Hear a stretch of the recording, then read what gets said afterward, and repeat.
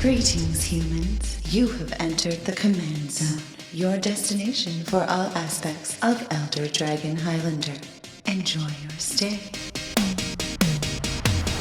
Hey guys and gals, you're listening to another episode of the Command Zone. I'm Jimmy Wong. How's it? I'm Josh Lee Kwai. And today we've got a really fun show for you guys. We're going to be talking about Nekusar / Cromat, which is a general that a lot of you have requested. And yeah, a whole bunch of people have asked about Nekusar, and we're going to combine it with Cromat because, we'll explain it later. Yeah, exactly. Lots of fun reasons why this deck is the way it is. And also we're going to be discussing Josh and I's top 10 artifact lists for EDH. Yeah, this is really interesting. What Jimmy and I did is we each separately made a list of what we think the top 10 artifacts are that should go in, almost every deck. We made the list without talking to each other, without consulting each other, and then now we're going to compare our lists and sort of, talk out why we made our choices. And yeah, we've never seen each other's lists yet, so I'm kind of curious to see what you put as number one. Yeah, I just put... it's probably Blightsteel Colossus. Actually, that was all the 10 of them. From 10 to 1 was just Blightsteel Colossus. I don't think another artifact exists. So the first thing that we want to talk about, though, is if you guys don't know, this show is also online in video format. So you can watch along with us and see the cards as they come and as we talk about them, so you don't have to, if you're not driving or whatever, and you can have a video open and see all the cards as they come along. Yeah, don't watch the video while you're driving. We promote safe and healthy practice in, while you're living your life, and watching video while driving. Don't do that. Yeah, never do that.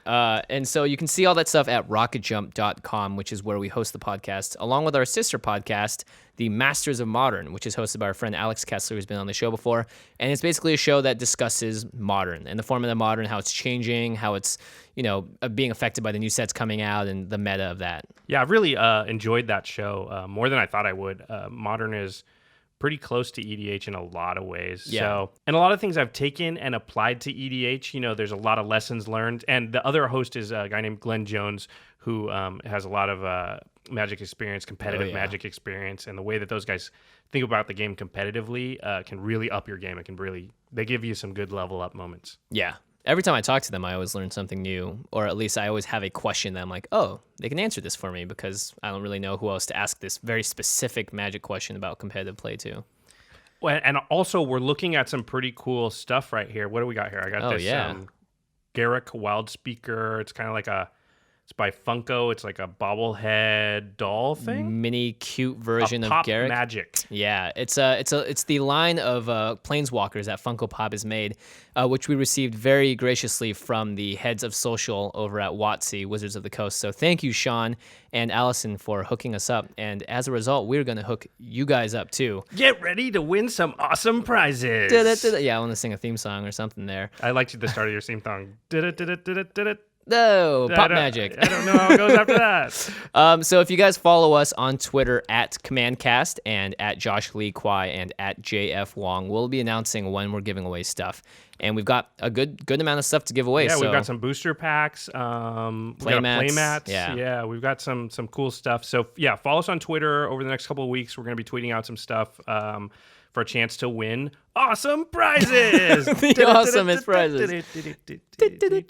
Come on down, guys. You could be the brand new. Oh, that's what that was. Yeah, that's what it was. The Price is Right song. Price is Right. I was just, wow. It's okay. We can't actually sing it because copyright or something. I don't know. Who knows? Don't tell Drew Carey. Don't tell Drew or Bob. Anyway, yeah, follow us on Twitter. Hard to tell Bob. I know. And you could potentially win something really sweet. And considering that the Twitter on the CommandCast Twitter, I think only has something over 150 or so followers. Your percentage chance of winning something is pretty good. Really good. Really good. You're better off spending your time sending a free tweet than buying a $5 lotto ticket. I'll just say that much. Magic players don't buy lotto tickets, dude. We buy booster packs. And you can win booster packs, too, so you don't even have to do that. Yeah, so get things for free. Follow us at CommandCast, and you'll get hooked up there. Cool. So, you want to... launch right into it? Yeah, I mean, I think we should talk about what our criteria was really quickly. So, we made a couple of stipulations. So, we were pretty sure that we would both have the same number one if we didn't outlaw two specific cards. So, the cards we said couldn't be on the list were Sol Ring and Sensei's Divining Top, because they're just pretty much universally recognized as the two best artifacts. Sol Ring is like, universally recognized as possibly the most powerful Magic card ever. Yeah. Outside of the Black Lotus, of Yeah, course. even some people would argue that it is more powerful than Black Lotus. Because you're going to keep having it, yeah. Yeah, exactly. So that's just a gimme at number 1. It's also included in all the pre-built commander decks. Yeah. So But if you Wizards don't have Soul Ring in your deck, like put it in there. Literally every single deck is better with that card. And Yeah. Sensei's Divining Top is only like a half step below that as far as like 99% of commander decks. If you can afford it, I mean, it's not a super cheap card. So you want that. And the other stipulation we made is we didn't want to talk about a bunch of really expensive cards. Yeah. Not fun. Yeah. So like, And plus, I don't own half of them, so. there's one you do own that would normally be on the list though. Yes, and that card is called Mana Crypt, which is an amazing card for giving you a ton of mana. If you own it, put it in your deck. Yeah, I mean, I found a cheap copy because it wasn't an English copy and it was pretty beat up or whatever. So like Because Jimmy's straight baller. Yeah, I'm straight baller. I gotta live in the crypt to get my 3 mana. Don't care about that negligible 3 life loss. Who cares? I'll flip that coin. $200 price tag. Yeah, much less. Fortunately, I got it for much less than that. But yeah, Do we want to read it really quick? Yeah, sure. Let's read out. So Mana Crypt is a card. I think it was a book promo. That's why it's like really hard to get. It's also a judge foil now, and it's pretty simple and pretty broken. It's 0 mana cost, and it says it's an artifact. During your upkeep, flip a coin. Opponent calls heads or tails, and then if the flip ends up in their favor, Mana Crypt does 3 damage to you. So that's the downside. Is every upkeep you have to gamble 3 life potentially. But the upside is that you can tap it to add 2 colorless mana to your mana pool, and it's a 0 cost artifact. So it's like a Moxen. Yeah. That's for 2 colorless instead of only 1 mana of color. And Exactly. the downside is that 50% of the time you take 3 damage. Yeah. And this is a card. It's amazing. It's amazing, yeah, and especially with 40 life. And this is a card I put in my Marchesa deck because you don't want to be the person with the most life anyway. So yeah, good point. taking And the small anyway, things like is I've good. seen you play it, and like, 6 turns in a row, you win the flip, and it doesn't matter. Like, Yeah, that happens exactly. a lot. Yeah. So cards like Mana Crypt, really expensive cards. Basically, we said anything $25 or less would be allowable for our top 10 list. Yeah, definitely. So I'm just going to talk about the criteria I used, and then you can talk about the criteria you used to rank everything, because we didn't actually discuss how we would rank it. We just said, you do your top 10, I'll do my top 10, then we'll compare. Yep. So the criteria I used was total mana cost. So really expensive stuff that does awesome things, like it's just naturally less powerful because, there's just less opportunity to play it. I mean, in Commander, we have more mana in general, but still anything that costs 7, 8, 9, 6 even is just like, it's getting pretty risky. It's on the edge of it. Yeah, it's sometimes you can't even play it at all. So, I would knock it down points depending on mana cost, or bump it up depending on how useful it is in a multitude of decks and colors. So the good thing about artifacts in EDH is, we've talked about mana, the color pie before, and how certain colors are good at certain things and they're bad at certain things. And artifacts are the one way you can sort of overcome the disadvantages of your color. I mean, Jimmy, you know this playing red. Yeah, you have to use certain artifacts in that deck, otherwise you're never going to be able to draw as efficiently as a blue deck, say. Yeah, exactly, because red doesn't have card draw traditionally. Card draw, yeah, they've started to add it a little bit in Red's own way, but if you're building a commander deck, you need card draw, and so you usually have, if you're mono red, you have to go to artifacts to do that. Green has problems drawing cards. White's not super great at it either. So, that's just one example. So I would bump it up on my list. I would give it a few extra points if it had a use that covered a color's weakness or a couple of colors' weaknesses. Yeah. The other criteria, we've talked about quadrant theory when Marshall was on. I thought about, how does the card do when you're in the developing stage of the game, when you're at parity, when you're ahead, and when you're behind. So if it hit more quadrants, then it would get bumped up on my list a little bit. That's pretty standard. And the last thing I thought about was, does the card either enable or combat a strategy that's pretty prevalent in EDH? So like, a lot of token decks in EDH, a lot of Voltron decks in EDH. In EDH, you see a lot of board wipes. Yep. So does the artifact deal with those things that you see all the time well? So that was sort of my main criteria for how I ranked them. Do you want to talk about how you ranked yours? Yeah, I mean, it definitely fell under the same sort of stuff. Quadrant theory I didn't use as much just because a lot of these I sort of saw it in a vacuum, and just in general, like the more powerful it is without even thinking about what board, like, because some of these are just great no matter what, but some of these aren't as great in developing or whatever. Like a certain number of the cards that fulfill, in my mind, a certain like needs to be good at this is only good in like sort of 2 of the quadrants of the quadrant Which is theory. okay because some totally quadrants fine, are yeah. actually more important than others. Yeah, exactly. And in EDH, it skews everything a little bit as well. And the big thing I also did was like, how good is this in a deck that doesn't necessarily need to build around that ability? Because some of these cards in certain decks would be, beyond a 10 out of 10 would be like a 12 out of 10. In other decks, this card is still amazing, but might just be a 9 out of 10. So I tried to see a 9. only a 9, right? Yeah, it's still pretty good, I think. So I mean, it depended on because not all these cards are going to work in every deck, but I wanted to find the most universal out of all of them. Right, you didn't want one that was only good in one kind of deck and a total 0 and everything else. Yeah. Then, it's tougher to make. The last thing I should say is that I tried to keep my list diverse. So, I didn't have a bunch of cards, a bunch of artifacts that did the same thing. Yeah. There's going to be a little bit of overlap, but in general, like if I picked an equipment, I didn't pick, I didn't want to put 4 equipment on the list. Like I just wanted to pick what I thought was the best equipment. So, Yeah, definitely. Okay, so you want to read? That's the drum roller. I would tap the table, but it would mess up the mic like crazy. Definitely. So, okay, so do you want to read number 10? You want to go first? Yeah, my number 10 is a little artifact equipment. Oh, that's the other thing. I tried to have a good balance between creatures, artifact equipment, and just artifacts as well, because there are many different kinds of artifacts. So the first equipment that I said was number 10 on my list is Skull Clamp. Skull Clamp, so powerful. It's a 1-drop artifact equipment, and it just says, equipped creature gets +1/-1. It has an equip cost of 1 also. And also, when equipped creature is put into a graveyard, draw 2 cards. 2 cards. Skull Clamp. 2 cards. 2 cards. Let's just pause there really quick. 2 cards. Yep.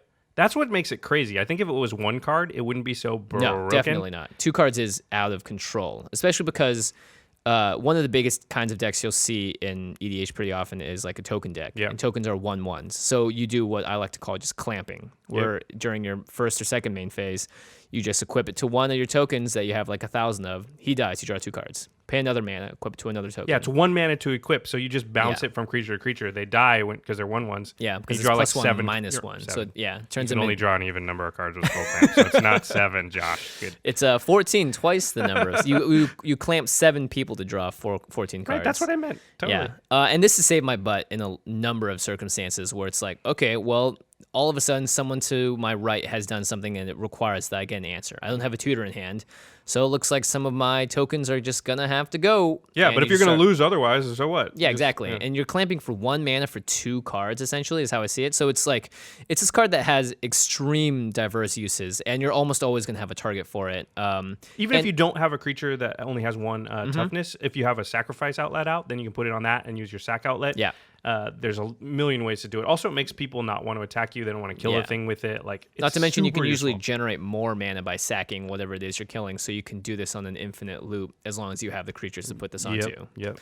So Skull Clamp is a card that I can see being used in almost every deck, even if it's like, hey, I'm going to put this on someone and then swing in at someone just because I don't want I want them to die so I can draw the cards or whatever, So like, there's always an option with Skull Clamp, and it's got so much utility, so that's why it's number 10 on my list. I do agree with you. I actually have it a little bit higher, but I agree with everything you said. And yeah, it's one of the greatest card draw engines ever. Yeah. That's why it's banned in modern. So anything that's banned in the format it should be in is probably pretty good. powerful. Yeah. Okay, so my number 10 is Staff of Domination. Ah, yes. Staff of Domination is an artifact. It costs 3 to put out. It has a bunch of abilities. 1 mana, untap Staff of Domination. 2 mana and tap it, you gain 1 life. 3 mana and tap it, untap target creature. 4 mana and tap it, tap target creature. 5 mana and tap it, draw a card. Remember, you can always pay 1 mana to untap it. So it's got a whole ton of stuff. That's the thing I like about it. It has a lot of abilities. The Staff of Domination is sort of notorious for allowing a whole bunch of shenanigans, a lot of infinite combos. Yeah. It's an infinite combo piece and a whole ton of stuff. In fact, if you play with this card in your EDH deck, I guarantee you will accidentally find some infinite combos. You'll be like, holy crap, I didn't even realize, but I'm going to go It's infinite. like, here it goes, yeah. Yeah. Like, I'll infinitely tap down everything, or I'll infinitely do this or that. Infinitely draw cards, or I'll infinitely, So it's pretty amazing the stuff that you can pull off with it. It's also like one of those cards I feel like is just sort of does something in every situation. It's kind of like a charm. It's like it's like the charms and cons or whatever. There's just a lot. They do 3 or 4 different things, and you always sort of need at least one of them. Yeah, and you can recur this with the staff because it doesn't go away after you cast it. Yeah, exactly. So it's like a charm you can just keep reusing. Not to mention like instant speed. If you always have mana up and you're like saving it for a counter just in case, but you also have the Staff of Domination, it's like, okay, great. At the end of the turn, I can tap it to draw a card, or tap it to tap down your guy or whatever. So like you always have an option to use unused mana if you have the staff out.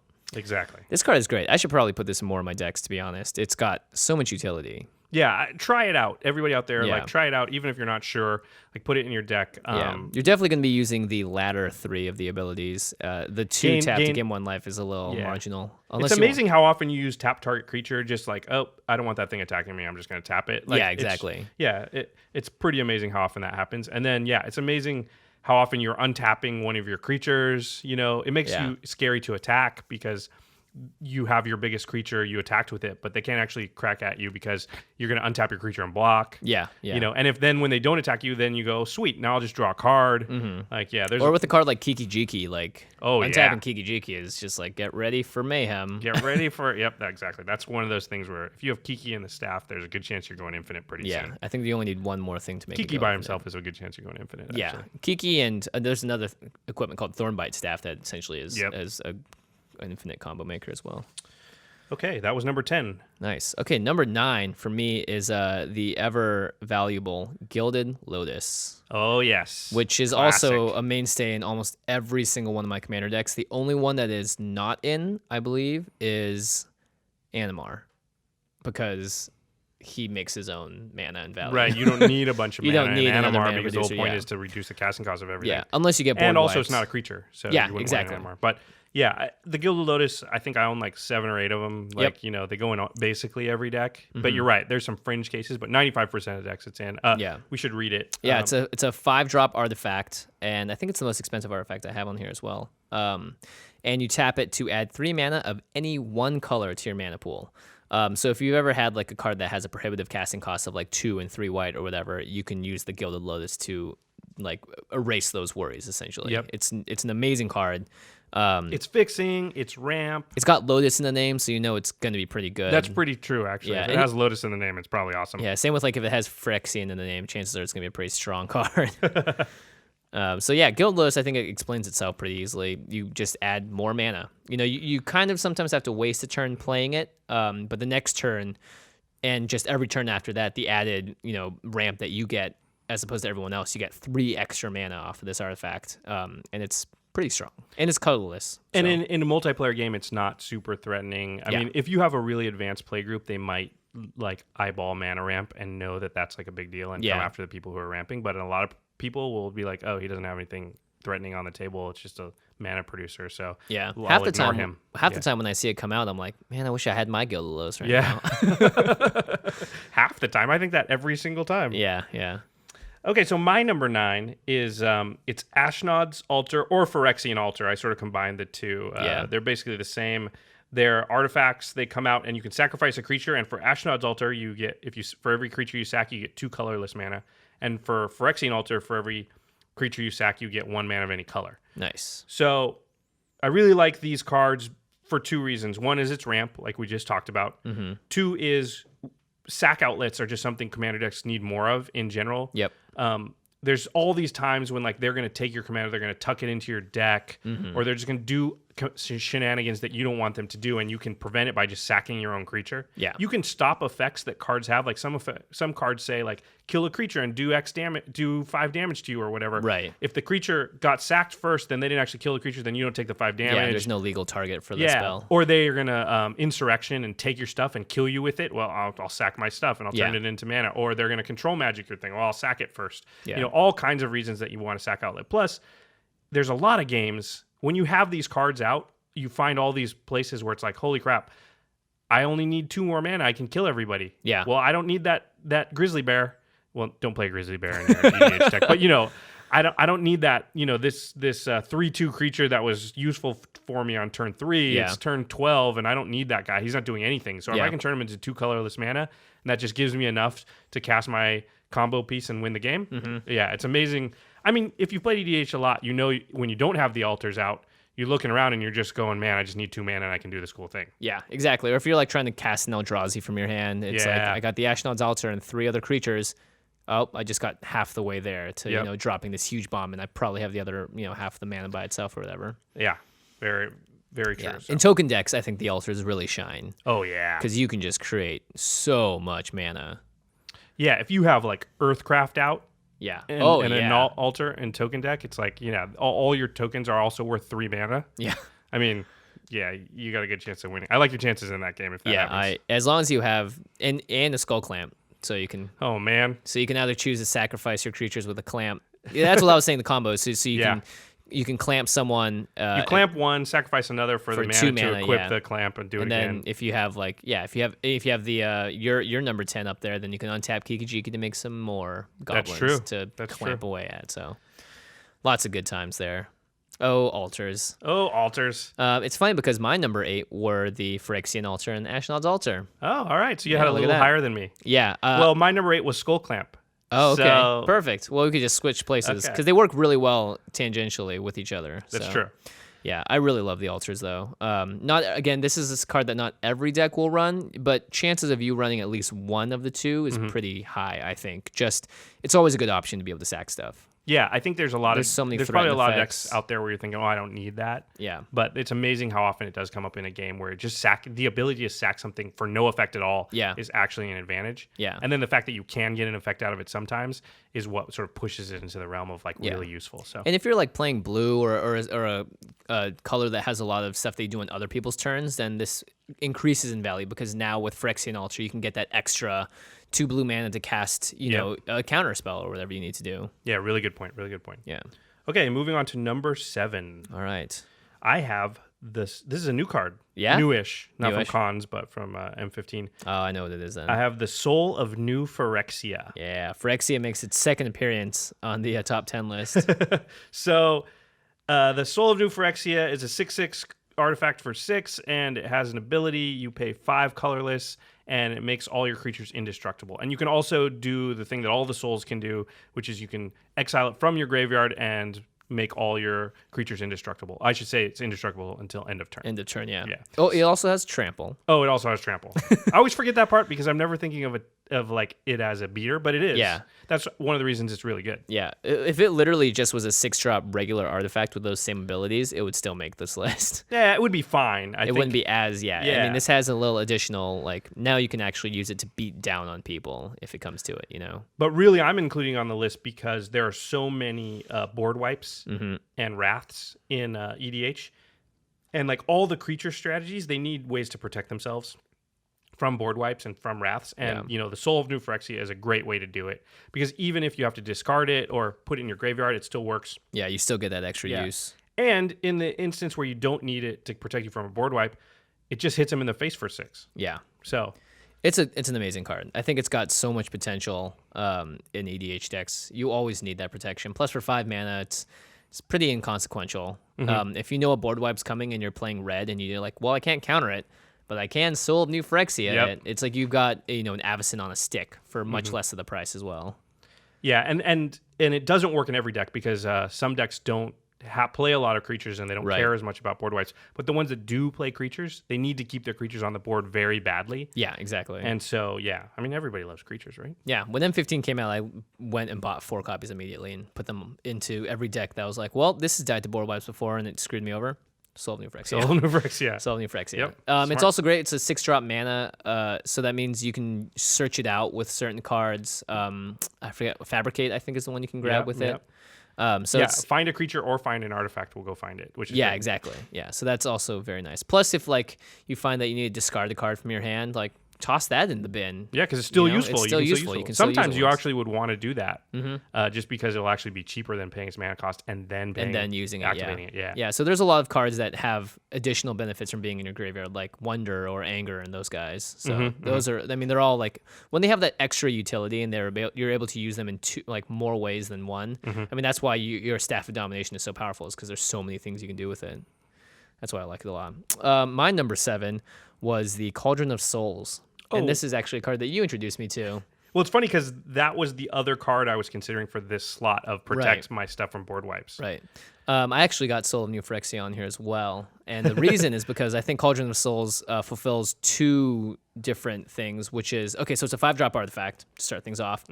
And it says you can tap it to choose any number of target creatures. Each of those creatures gains persist until end of turn, which means that when it's put into the graveyard from play, if it had no -1/-1 counters on it, return it to play under its owner's control with 1 -1/-1 counter on it. So the reason I like this a lot is, one, if a board wipe hits, you can choose any number of creatures and give them all persist, so they're all going to come back slightly weaker, but they're going to come back. And the reason I like this a lot more is one thing that you told me is that you can choose an opponent's creatures. Yeah, you can use it as a group hug. Yeah, you can save someone else's guy from hitting the bin or being like, oh, someone just killed my general. Be like, no, don't worry, just let it go to the graveyard instead of the command zone, and I will give it persist. So there's like lots of like fun interactions you can do with this. It's not just group hug either. Sometimes like one player is really powerful and the remaining players have to team up to beat them. Yeah, that's a great call. You have to you have to keep their stuff alive just so you have a chance at killing the guy who's on top of the hill right now. Yeah, and it's great politicking too, to be like, hey, look, I'll bring him back, just spare me so we can go against this person together or whatever. It also works better than Soul of New Phyrexia with enter the battlefield effects. Yeah, that was my other big point. Is like I've got a lot of decks that have a lot of enter the battlefield effect cards, and so being able to give them persist and then sacking them to one of my sweet sack outlets is great. Yeah, Soul of New Phyrexia, they won't die at all, so they don't come back. But with Cauldron of Souls, they actually hit the graveyard and come back into play, so they they double up on their ETB effects. So yeah, it's super powerful on the Flicker deck, Animar, decks like that. Kiki-Jiki, all that good stuff. Yeah. The only reason I picked Soul over it, and I don't have, it's funny because I introduced you to the card and I don't have Cauldron of Souls on my list because I figured in this slot I would only have one card, and I picked Soul just because token decks can't really use the Cauldron of Souls because true, they all disappear. Yeah, they're -1 would kill them anyway. But yes, and when they hit the graveyard, they go away. So yeah, and anything with 1 toughness, which a lot of decks that are making a lot of creatures, they're making a lot of 1 toughness creatures. Yeah. So yeah, that's the only reason I chose it. But I think it's a really good choice. It's funny that at number 7 we both had the protect all your creatures. Yeah. All right, number 6, I have Mind's Eye. Oh, one that I like this card a lot as well. Yeah, Mind's Eye is an artifact. It just sits out there, and anytime your opponent draws a card, you can pay 1, and you can draw a card. Yep. So you can basically, if nobody's drawing extra cards, you can draw a card for every opponent. Yeah. Every opponent. I mean, I guess if they do draw extra cards, if you got mana, you can draw it too. Like if they cast a spell that lets them draw 5 cards and you got 5 mana, you get to draw 5 cards. You get to draw 5 cards too. Yeah, it's pretty good. And you don't have to discard until the end of your next end step. So you've got plenty of time to hopefully use those cards and put them into play. I like Mind's Eye a lot. The only thing that turned me off is that it is a 5-drop. And you have to pay extra mana on top of it, but it is an amazing card in Commander because it's like you don't just get one opponent's turn, you get multiple usually if you're playing multiplayer. The thing that really bumped it up on my list is that there's like if you don't have blue in your deck or black, you're just pretty strapped for card draw. Red especially, red has to have something like Mind's Eye. It has to have a few cards like Mind's Eye because it just doesn't have any options for drawing cards. And green has trouble. I mean, it does have some cards, but it doesn't have a great way to keep drawing a lot of cards. Keep drawing them, Yeah, and white also not amazing at drawing cards. So Mind's Eye is just like it's not doing it the most efficient way, but it's covering your bases. Yeah, it's allowing you to do something you wouldn't otherwise normally be able to do at all. Yeah, so the fact that it's slightly inefficient at it is like, I'll take it. Yeah. I agree. I think this card is so powerful. Just because you get to have the option, and if you don't want to pay 1, then don't pay 1. Yeah, true. You don't have to. Yeah, that's a really good point. You don't have to draw a card every time your opponent draws a card. You can draw a couple extra cards every turn, not 4 or 5. Well, especially if you're playing against the deck that we're talking about tonight. Well, yeah, you don't even need Mind's Eye if you're playing against that deck. But yeah, I think this should and can find its way into almost every EDH deck. It's just very powerful. I mean, if you're in blue, I'd say you don't need it. Right. Blue has a lot better ways to do it. But everybody else, I mean, black, you're going to be able to draw cards, but it's going to cost you life, so you may or may not want to do that. Yeah, and also get ready for everyone to draw super amount of cards off your Consecrated Sphinx. Like, you get to draw 3 this turn? Like, so do I. So my number 6 is an equipment called the Lightning Greaves. 2-drop. Uncommon artifact equipment, and equipped creature has haste and can't be the target of spells or abilities. And here's the whammo blammo super sweet part about this card: equip cost 0. Yeah, that is what sort of puts it. I actually have this much higher on the list. Oh, really? Nice. I think it's the single best equipment. Yeah. because those are the two things that are the most important for Voltron decks. Is like Yeah. you get to use your creature right away, and you get to protect it. Yeah, so giving it haste and the wording here is essentially shroud, Yeah, not hexproof, because you can't even target it yourself. right. So Slight downside, but most of the time you don't mind. yeah, exactly. So it's pretty baller. The fact that you can equip for 0 too is like you can get this out in turn 2 and hopefully no one bats an eye. By the time you get your general out, you don't even you can do it. You can pay your full mana for your general's cost and then Put it right on. Yeah. Also, because it costs 0 to equip, every creature you play between now and before you put your general out, has haste. Has haste, yeah. Because you just throw it on there, it has haste. Like that's actually a really underrated part. Like let's say you have a creature with a tap ability. You know, you wouldn't normally be able to use that, but now you put the Greaves on it for free, and you can use the tap ability right away. How many times have you had, like, you know, you're looking at your hand and you got something like Galena, and Galena says, you know, you tap her and you take control of target legendary creature. I think it costs some mana too, but anyway, 2 mana, yeah. But you're thinking, if I put that on the table, it's just gonna die. Yeah, everyone's gonna look at it and be like, yeah, once it becomes his turn again, he's gonna steal our stuff. Yeah. Don't The thing look about at it that Galena too is like you get to keep the thing. It doesn't say until end of turn or until she dies. Yeah, it literally says this effect doesn't end at end of turn. You just take it. So if you could use it once, it's awesome. But you're looking for this spot where you can either flash it in at the end of a turn or all this stuff. Well, Lightning Greaves allows you to just play it out, put the Greaves on, tap it, take something, say go, and even if they kill it now, it doesn't matter. You took their general. Yeah, I actually kind of want to make a deck around Empress Galena. Now that I She's see awesome. This. She is pretty She's awesome. awesome. If you make a deck with her as a general, though, people are going to try and kill you like right off the bat. Nobody likes Pretty having their much. stuff stolen. No, right? Threat and effects are way better because at least they get it back, or so they think. Or so they think. Yeah, I like Whisper Silk Cloak as well. That was the other one I had. That's kind of like the Phyrexian and Ashnod's Altar, Yeah. the two opposites. And the big difference is Whisper Silk Cloak costs 2 to equip. Yeah, it's a huge difference. But it makes your creature unblockable. So in a deck like Rafik, I would want to run both. Yeah, but if you could only choose one, I think you would still want the Greaves. You would choose the Greaves. Yeah. Because more importantly, you're stopping people from being able to target it. That's the big thing that you want to make sure that happens. Yeah, when you're making a Voltron creature, and so many EDH decks, like half of EDH decks are Voltron decks, or maybe more. Yeah. You know, they just don't want the thing to die. Yeah. And that's the most important thing. Yeah. And that's why a general like Sigarda is just so powerful, because she's flying and also has hexproof. And that stops. I mean, there's She so many automatically times. has the thing that you want. I mean, now all she needs is haste. Yeah, so many games have passed where I'm like, well, no one can kill Sigarda, so he's just going to keep putting enchantments and sweet equipment on her, and we're dead. Yeah. Oh, it's like Kalia. Yeah. It's perfect for decks like that. We can name a million generals, you know, but they just want to come in, not get killed, and be used right away. Helluva as well. Yeah, essentially, being able to give haste to your general is almost always important, because generally, fun, it's one of your win cons could be a general swinging for 21 commander damage. A lot of times you don't even care, like Helluva or Kalia, if they die. Yeah, right. You know, As you long just as you're need to able get one swing in, because it's there when they attack effect that you're really using. So. Yeah, exactly. Okay, so moving on to number 5. It's a repeat from one that you're stealing my thunder, dude. Gilded Lotus. I have Gilded Lotus at number 5. The reason I had it a little bit higher is I just really value like being able to cast my spells and, you know, having the fixing and the ramp part of it. Yeah. But you know, we've all been in those games where you can't cast, you know, your awesome huge stuff, and like being able to skip turn 5 so that my next turn is turn 8 or 9. Yeah, that's is huge. Very powerful. Yeah. Yeah, especially if your deck is loaded on stuff that the average CMC is like 6, 7, 8 mana. You know, like you want to be able to cast that stuff much faster. You're stealing my thunder, because my number 5 is the Soul of New Phyrexia,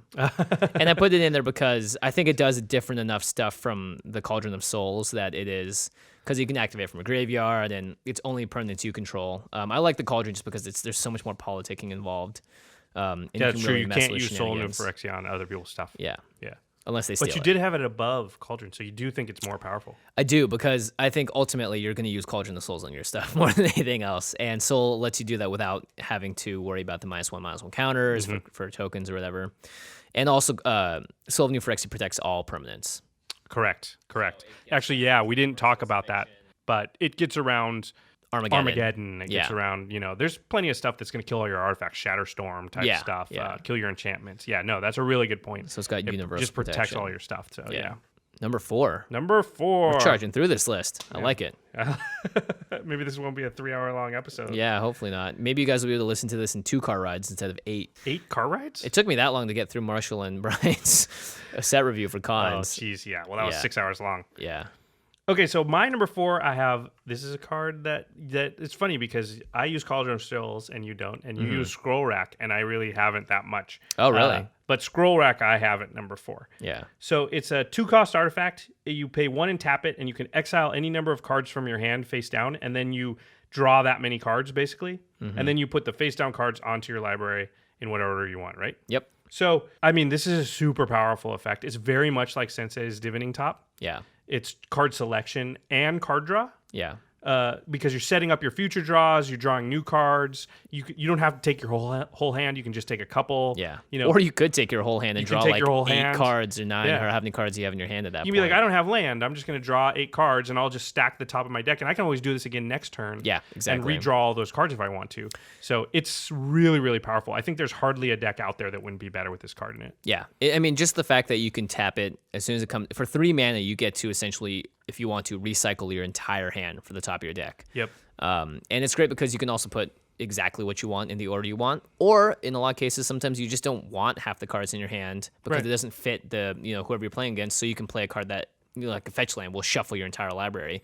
So you're essentially being like, all right, these cards get out of here. I want Yeah, I fresh don't cards. need these cards at all. Yeah, and then you can scroll rack again and have a whole new set of brand new cards to look at. And now that we all have access to fetch lands, Yes. Scroll Rack is even better. Yep. Holy crap. Yeah. So this is great. It also, you can do it at instant speed. So it's like, oh man, they did something. And Or it's like target opponent says like, hey, discard your entire hand. Be like, let me get a new hand. yeah, because I want to these keep cards. this 2 Yeah. cards. I'll put them on top of my Yeah, deck. exactly. Yeah, no, that's awesome. Yeah, and I really like Scroll Rack too because you always need to do this in Commander. There's Yes. never a point where I'm like, my hand is perfect for this situation to beat these 3 opponents around Right. me. It's like one card is good, and the other of them are like, some of them are usually dead draws because you just like in this certain situation you don't have anything to do. Or they're just too high casting costs for right Yeah, now. You know, it's like exactly. you need cards in your deck like Insurrection, like Army of the Damned.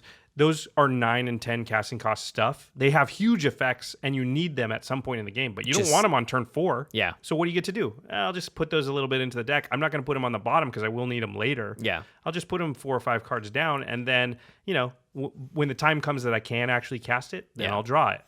And also, like, this helps smooth out your draws. It helps smooth out your curve. You're going to have way less mana issues. Way less mana issues. Essentially, for 1 mana each turn, you get to make sure. And like, it's a 2-drop. Yeah. So you can play it on turn 2, and you didn't keep a hand with less than 2 mana, did you? No. Don't do that. Only if you have a Scroll Rack, a Divining Top, and Well, the then Soul you Ring. but don't keep less than 2 mana. Yeah, You still never. need 2. Well, if you have a Soul Ring, you can keep a 1 mana hand. Yeah, which is why it's, again, one of the most powerful cards in Magic. The fact that you can keep a 1 mana hand because you have a single artifact in there is pretty amazing. Yeah, Scroll Rack is great. Also, for a lot of decks, you need to stack the top of your deck, like when we talked about Helava. Also, Narset, who's a new cons card that you need to be able to control what's on the top of your deck. So, in general, anything that kind of does a brainstormy effect or a Jace the Mind Sculpture effect is very effective. So I'm glad you have it up here. I like it a lot. Yeah, awesome card. Guess what? I also have an artifact coming up. That's an artifact creature. And It'd be weird if you had a not artifact. I know, right? It's like the next We're one doing is top 10 artifacts. it's exploration. It's a green enchantment. Oh wait, but the next card I have at number 4 is Duplicant. Oh yeah. Which is a 6-drop artifact creature shapeshifter. Actually, this is the most expensive card I have, casting cost wise. It's a 2/4, but the important thing is it has imprint. So when Duplicant comes into play, you may remove target non-token creature from the game. So just straight up exiles it, removes the card. Doesn't have any negative side effects. As long as a creature card is imprinted on Duplicant has that card's power, toughness, and creature types. It's still a shapeshifter. So it doesn't get their abilities, but it gets their size Right. and it gets their creature type. Usually negligible, to be honest, Right. though, because really you're just using Duplicant as a kill anything card. Exile it. And exiling it, yeah. But it's And- also nice that like whatever's left over is like a usable thing. It's like you can still use, especially if it's a big beater like Avacyn or just Yeah. any kind of huge creature. Also, the nice thing is that Duplicant doesn't, a lot of cards that usually exile something when they come into play, give it back when they leave play. Yeah, true. He doesn't do that. Duplicant just gets rid of it. It doesn't do that. Yeah, exactly. So if you can find a way to bounce him or to give him persist like Cauldron of Souls or to duplicate the Duplicant, you can go reuse the effect and just Yeah. start killing everything. Yeah, it's So- awesome in a Flicker deck or in an Animar type deck. Yeah. So I'm almost always, if there was like a card that I could draw and I want to draw, and like I need to protect my board and also get rid of a threat, Duplicant falls under so many of the quadrant categories that I almost always want to have him if I can. Like if there was like like, oh, I'm looking at my hand, like, okay, if I could choose like 5 cards right now, I think that would make this hand perfect, or duplicate would almost always make it in, I think. Yeah, there's very few situations you can think of where drawing duplicate won't at least impact the board. Like, it might not get you out of every situation, but there's not a lot of situations where it doesn't at least do something.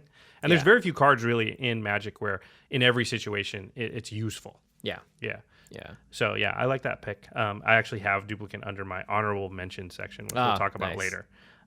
He's honored that he's there. So he's probably more honored that he's number 4 on your list. Okay, number 3. I have Nevinyrral's Disc. Oh, Nev's Disc. Nev's Disc. So it's one of the original board wipes. It's an artifact that costs 4. It comes in play tapped.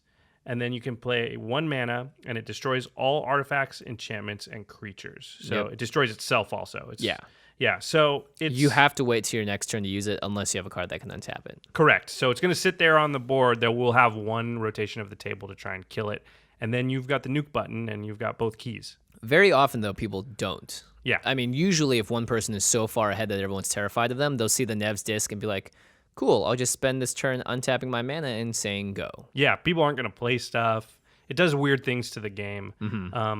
Sometimes, especially because you don't have to trigger it. It's your choice. Yeah. People treat it like it's a ticking time bomb, and it is, but you control, again, the red button. You can still play your threats because you're like, well, if I get more threats out, I just won't use the disc. And if I'm ever like in danger of getting killed, then I'll push the button. Yeah, exactly. Yeah, it's super powerful. Well, I see your paper and I see your number 3, so we're going to have further discussion because your number 3, it's interesting because once again, we had the same effect at the same slot. Yeah. But how powerful it is. And that was my other consideration for this slot, so go ahead. Yeah, so my consideration for this slot is a card that came out in M15 called Perilous Vault. It's a 4-drop artifact, and for 5 mana, you tap it, and it says Exile Perilous Vault, exile all non-land permanents. So it's similar to Nevinyrral's Disc, except instead of destroying everything gets exiled.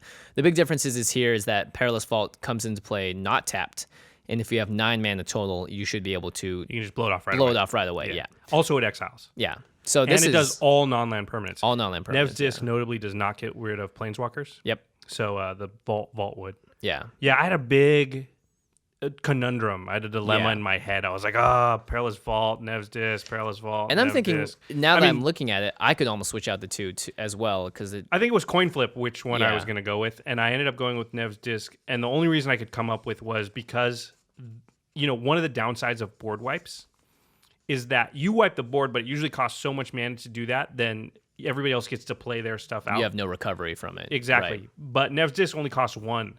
So I can wipe the board right away as soon as it untaps, and I still can play something. That same turn, right? Yeah, and I've only down 1 mana, so I can play like my biggest thing probably that, know. And then everybody else plays something, and I'm effectively like 1 turn ahead now. Right. Technically, Perilous Vault could do that. You have to wait till the end step. Right.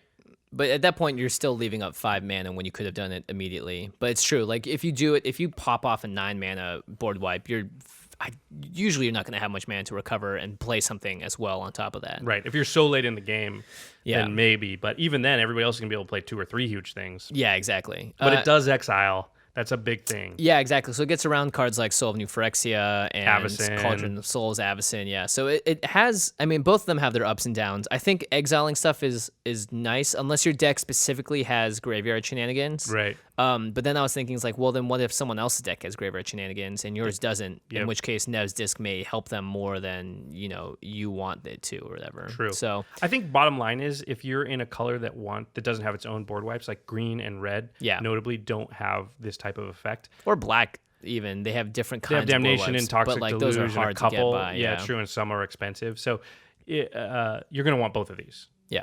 If you want that effect, you're going to want it twice probably. So probably, yeah. Yeah. So there's just not a lot of margin between the two, I think. Yeah, they're very similar. They both have specific uses, and I think it depends on your meta, ultimately. Whether or not just destroying everything for a cheaper mana cost is okay, or whether or not you need to exile stuff. Yeah, that's a really good point. If there's a powerful deck advantage. and it needs exile rather than destroy, then Yeah. Well, I'm glad you picked one and I picked the other one. We got to talk about both. We got to talk about both. Yeah, it would have been really sad if we can only talk about one. But we could have just talked about how great Nev's Disc is. It's one of the originals. That's maybe that. If Planeswalkers didn't exist, Nev's Disc would go way up in value. I think, for me. sure. Just because it was printed with wording that didn't include, non-land permanence was not a thing. Right. Right, and planeswalkers obviously weren't a thing. Yeah, exactly. But you can also use not that to the your wording advantage. they So you could used. put planeswalkers in your desk knowing I have Nev's disc. Yeah. So that's something you can sort of play to your advantage. Play as Super Friends is a deck I think would be really fun to build. Yeah, true. Not a cheap one, but a fun one. Okay, on to number 2. Well, you stole my thunder. I put Lightning Greaves at number 2. I just feel like Voltron-style decks are so prevalent in EDH. Yeah. And it's the most important card in most of those Voltron decks. Or maybe not the most important, but it's, if you could choose one of your Voltron-y things to put on, it would probably be Lightning Greaves. Lightning Greaves, yeah. Yeah. And any deck. You're thinking about the fact that you can equip every creature before your general Yeah. comes out with it. That made me reevaluate in a whole new light because it's true. Like you get value out of essentially all of your creatures that come out and want it can have Shroud and Haste. I even play it in a couple of decks where they're not Voltron decks. I just put it in there because it's just like I might as well be able to protect any creature I want to and give haste to any creature I want to. And usually your decks have a lot of cards that are combo pieces, so they need certain things to survive. So yeah, it's definitely super useful.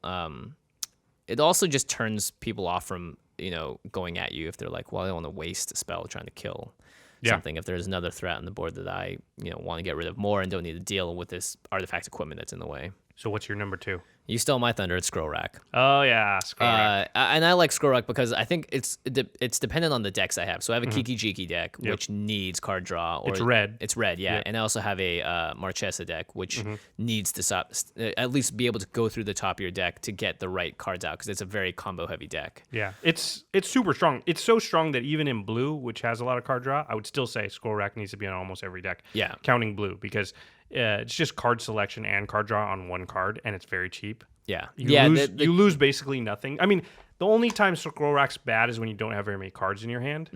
But you can fix that with a lot of other cards. In EDH, if you don't have very many cards in your hand, you're either an aggro deck, and now you're going to lose because you haven't won yet and you don't have cards in your hand. Yeah. Or you built your deck wrong because every other deck should have a lot of card draw. Yeah. Card draw is super important. Scroll Rack gets that job done. It's not draw per se, but it is hand fixing. It's still sort of draw because you're just replacing cards. Yeah, it's sort of like looting / draw / selection. I don't know. It's just awesome. In a lot of cases, I like it more than the Divining Top because it lets you dig a little deeper into your library. I think Divining Top in a 60-card deck is great. Yeah. Not so hot in a 99-card deck. It's still hot. It's still hot. Yeah. Okay, fine. It's a must include. I want both. Yeah, I want both. Seriously. Now, this is really interesting because looking over across at your little list there, neither of us share the same. We both have a number 1 that the other doesn't even have on their list. Yeah, which is That's insane. kind of insane. I don't know. I don't know that I'm right. I just had to stop like moving stuff around at some point and pick a number 1. And what'd you land on? My number 1 is Solemn Simulacrum. So Solemn Simulacrum is this card is the best. It's Why is this not on my list? Solemn Simulacrum is a 4-mana 2/2. When it comes into play, you search your library for a basic land and you put it into play tapped. And then when it dies, you draw a card. So the closest analogy that I can think of to this card is Muldrifter.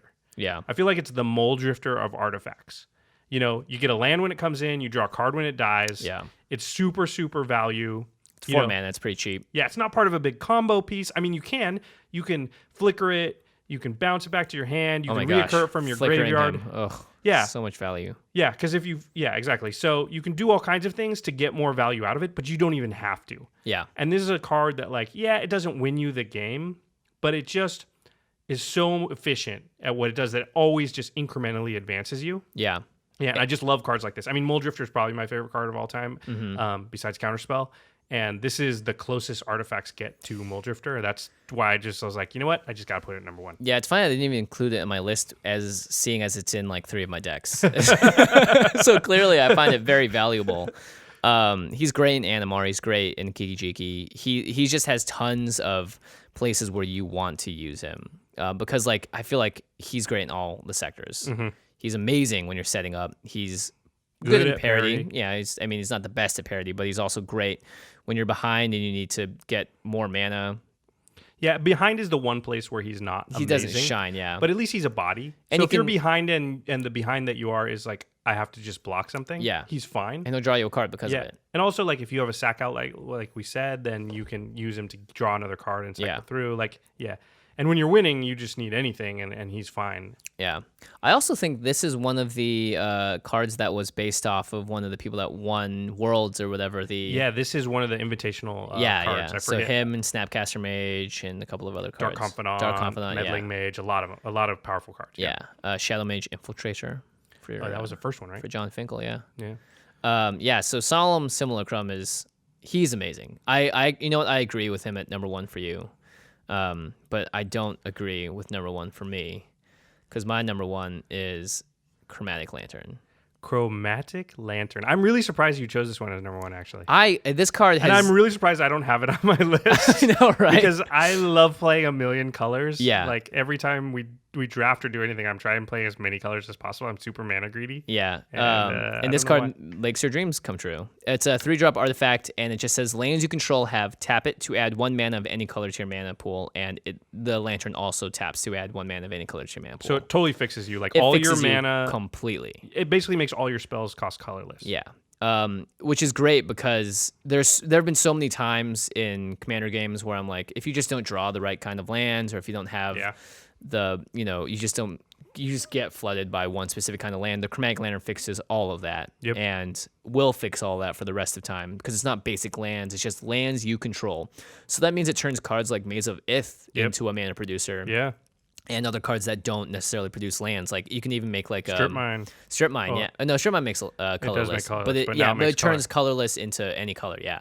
So you never have to worry about casting huge color spells ever again. Of course, it dies to removal like every other artifact on this list. But just for me, just the sheer utility of being able to be like, breathe a sigh of relief. You don't need to worry about drawing mana anymore. You will be okay. You will be able to cast most everything you need, regardless of as long as you have mana enough draw. total mana. Yeah, exactly. You don't have to worry about the color of the mana. Yeah, you can even make the Eye of Ugin a mana producer. Like, you can make weird things produce mana. So that's why I like it, is because it also changes non-basic lands that are really weird or funky into things that can actually give you mana. Right. Yeah. It's a good card. Do we want to talk about our honorable mentions? Yeah, I think we should go through them pretty quickly. Okay. Mine, I have Duplicant, we already mentioned. Nice. I have one called Mana Web. Oh, I saw this and I was like, what is this card? I've never seen it before. I It's only have it amazing. in one deck, and it's in one of like 8 decks, and so I've only gotten it out a few times. I think it's pretty fantastic. Yeah, this sits in a really nice place. It's a really nice wheelhouse.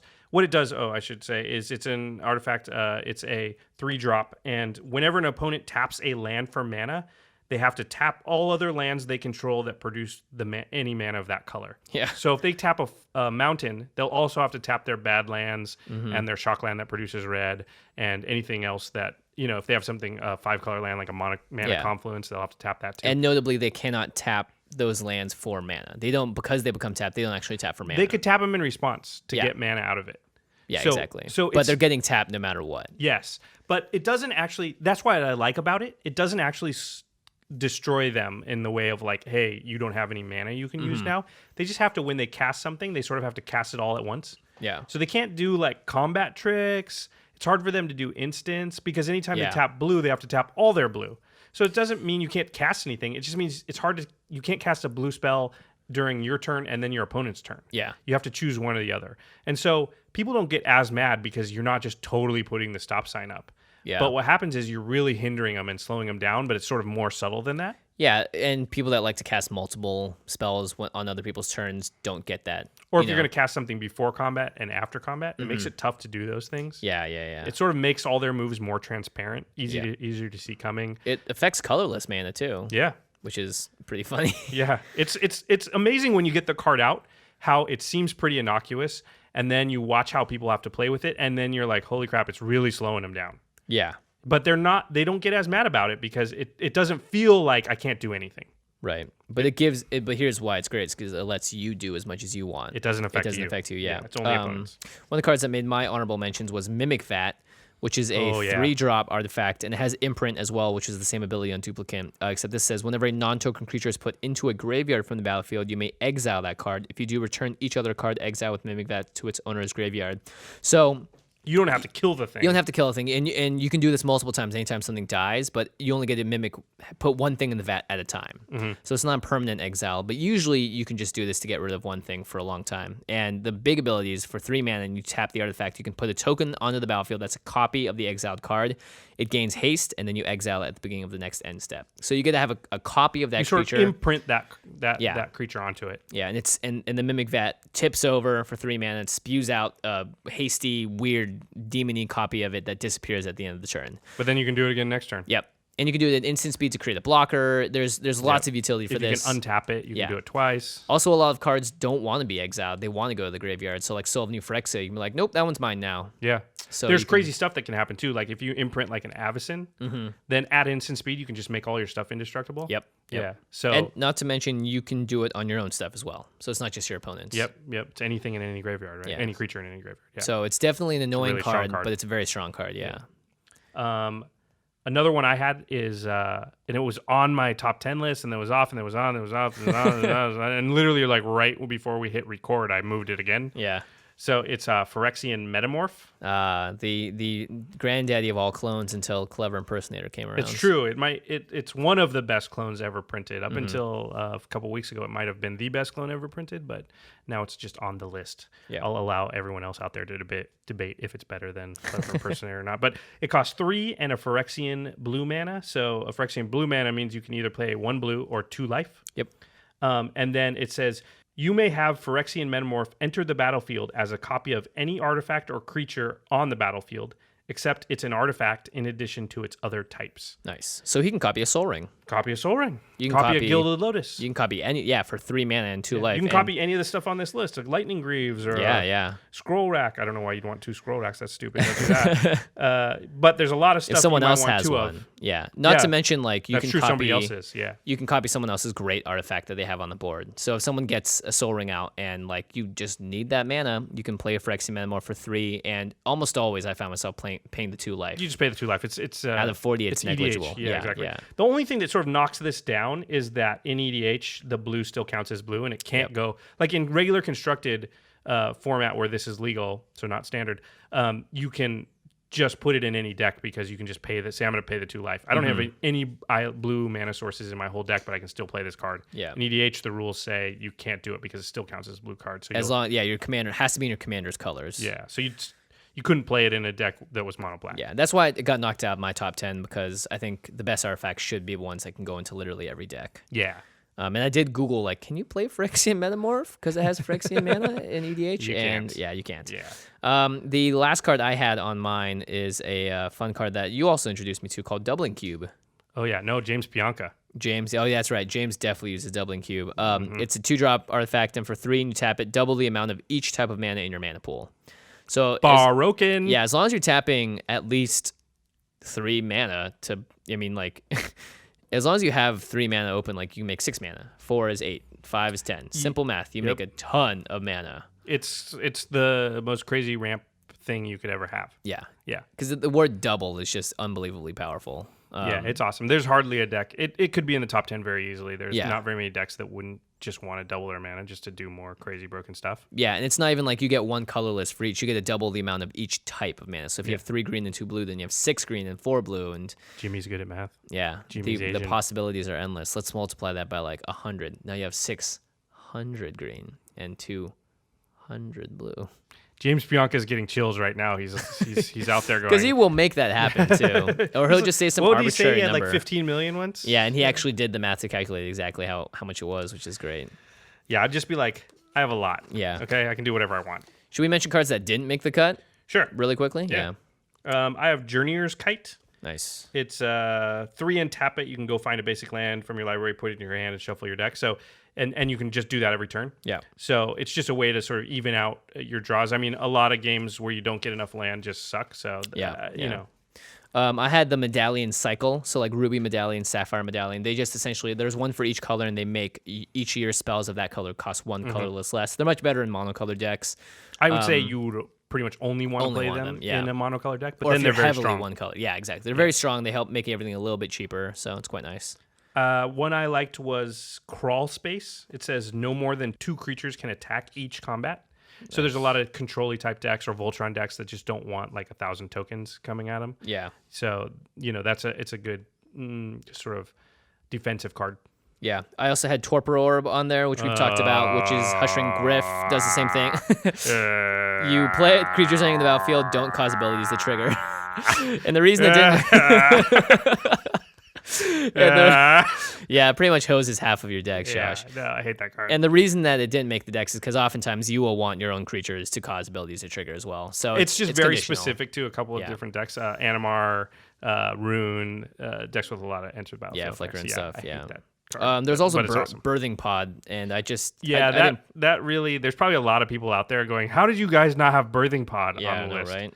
Birthing Pod is 3 in a Phyrexian mana, which is... Phyrexian green mana. Phyrexian green, yeah. So you can only play this in green EDH decks. And for 1 and Phyrexian mana, or so 1 and 2 life for 1 in green, you can tap it to sacrifice a creature, search your library for a creature card with converted mana cost equal to 1 plus the sacrifice creature's converted mana cost. Put that card on the battlefield, then shuffle your library to activate this ability only time you can cast a sorcery. So it's a tutor, and it puts it directly into play. Yeah, and you have to sacrifice a creature to do it, so it's also kind of a sack outlet. You can do it at instant speed to pull up a sweet guide. The thing is, for me, it's just this requires a little too much mental brain power. You have to have awesome. It is awesome. It's awesome. And it should probably be on our top 10 list, honestly. So should a lot of these cards. It was hard to narrow it down. Yeah. The only thing, it was the same reason I didn't put Phyrexian Manamorph on. Yeah. It's just like, it's specific to a color. Green mana, yeah. Yeah. And the other thing is you have to, I think this has so much more effectiveness when you can run 4 in the deck. True. And you know what, you can run 4 of other creatures that you know, like I have these 2 drops, these 3 drops, these 4 drops. Right. In Commander, I find so many times that like you can tutor out stuff, but you didn't want to get something that was, or let's say you have a 7 drop and you sack it to get an 8 drop. It's like you have to have an 8 drop, which is like a weird, specific, huge number. Right. So sometimes it's not as effective because the chances of you even drawing a Birthing Pod, and if you it's build true. your deck In around Constructed, it, you build your deck a certain way, so there's like certain amount of cards in each casting cost that you know, and you know exactly what card to go get. Yeah. It's a little harder in EDH. Still, it's awesome. It's awesome, yeah. Green decks are going to run that card a lot. You could totally make the argument. I know people who are probably yelling at us right now. Yeah, yelling at their car stereos. Yeah, you're right. We should have had it on the list. I'm sorry. Sorry, guys. The last one that could have made the list, it's similar to the Board Wipes. It's Oblivion Stone. It's a 3-drop artifact, and for 4 mana, you can tap it to put a fate counter on target permanent. And for 5 mana, you can tap it and sacrifice Oblivion Stone, and you destroy each non-land permanent without a fate counter on it.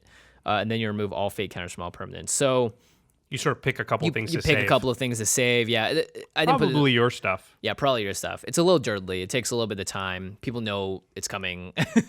They start getting mad at you before you even blow it off. Not to mention, like, if you manage to put like 2 fate counters or something and then someone blows up your Oblivion Stone, it's like, oh, well. I just did nothing. And I wasted a lot of mana and a lot of turns. And a whole card. But situationally, I think it's pretty strong. Yeah, it is a good card. Yeah.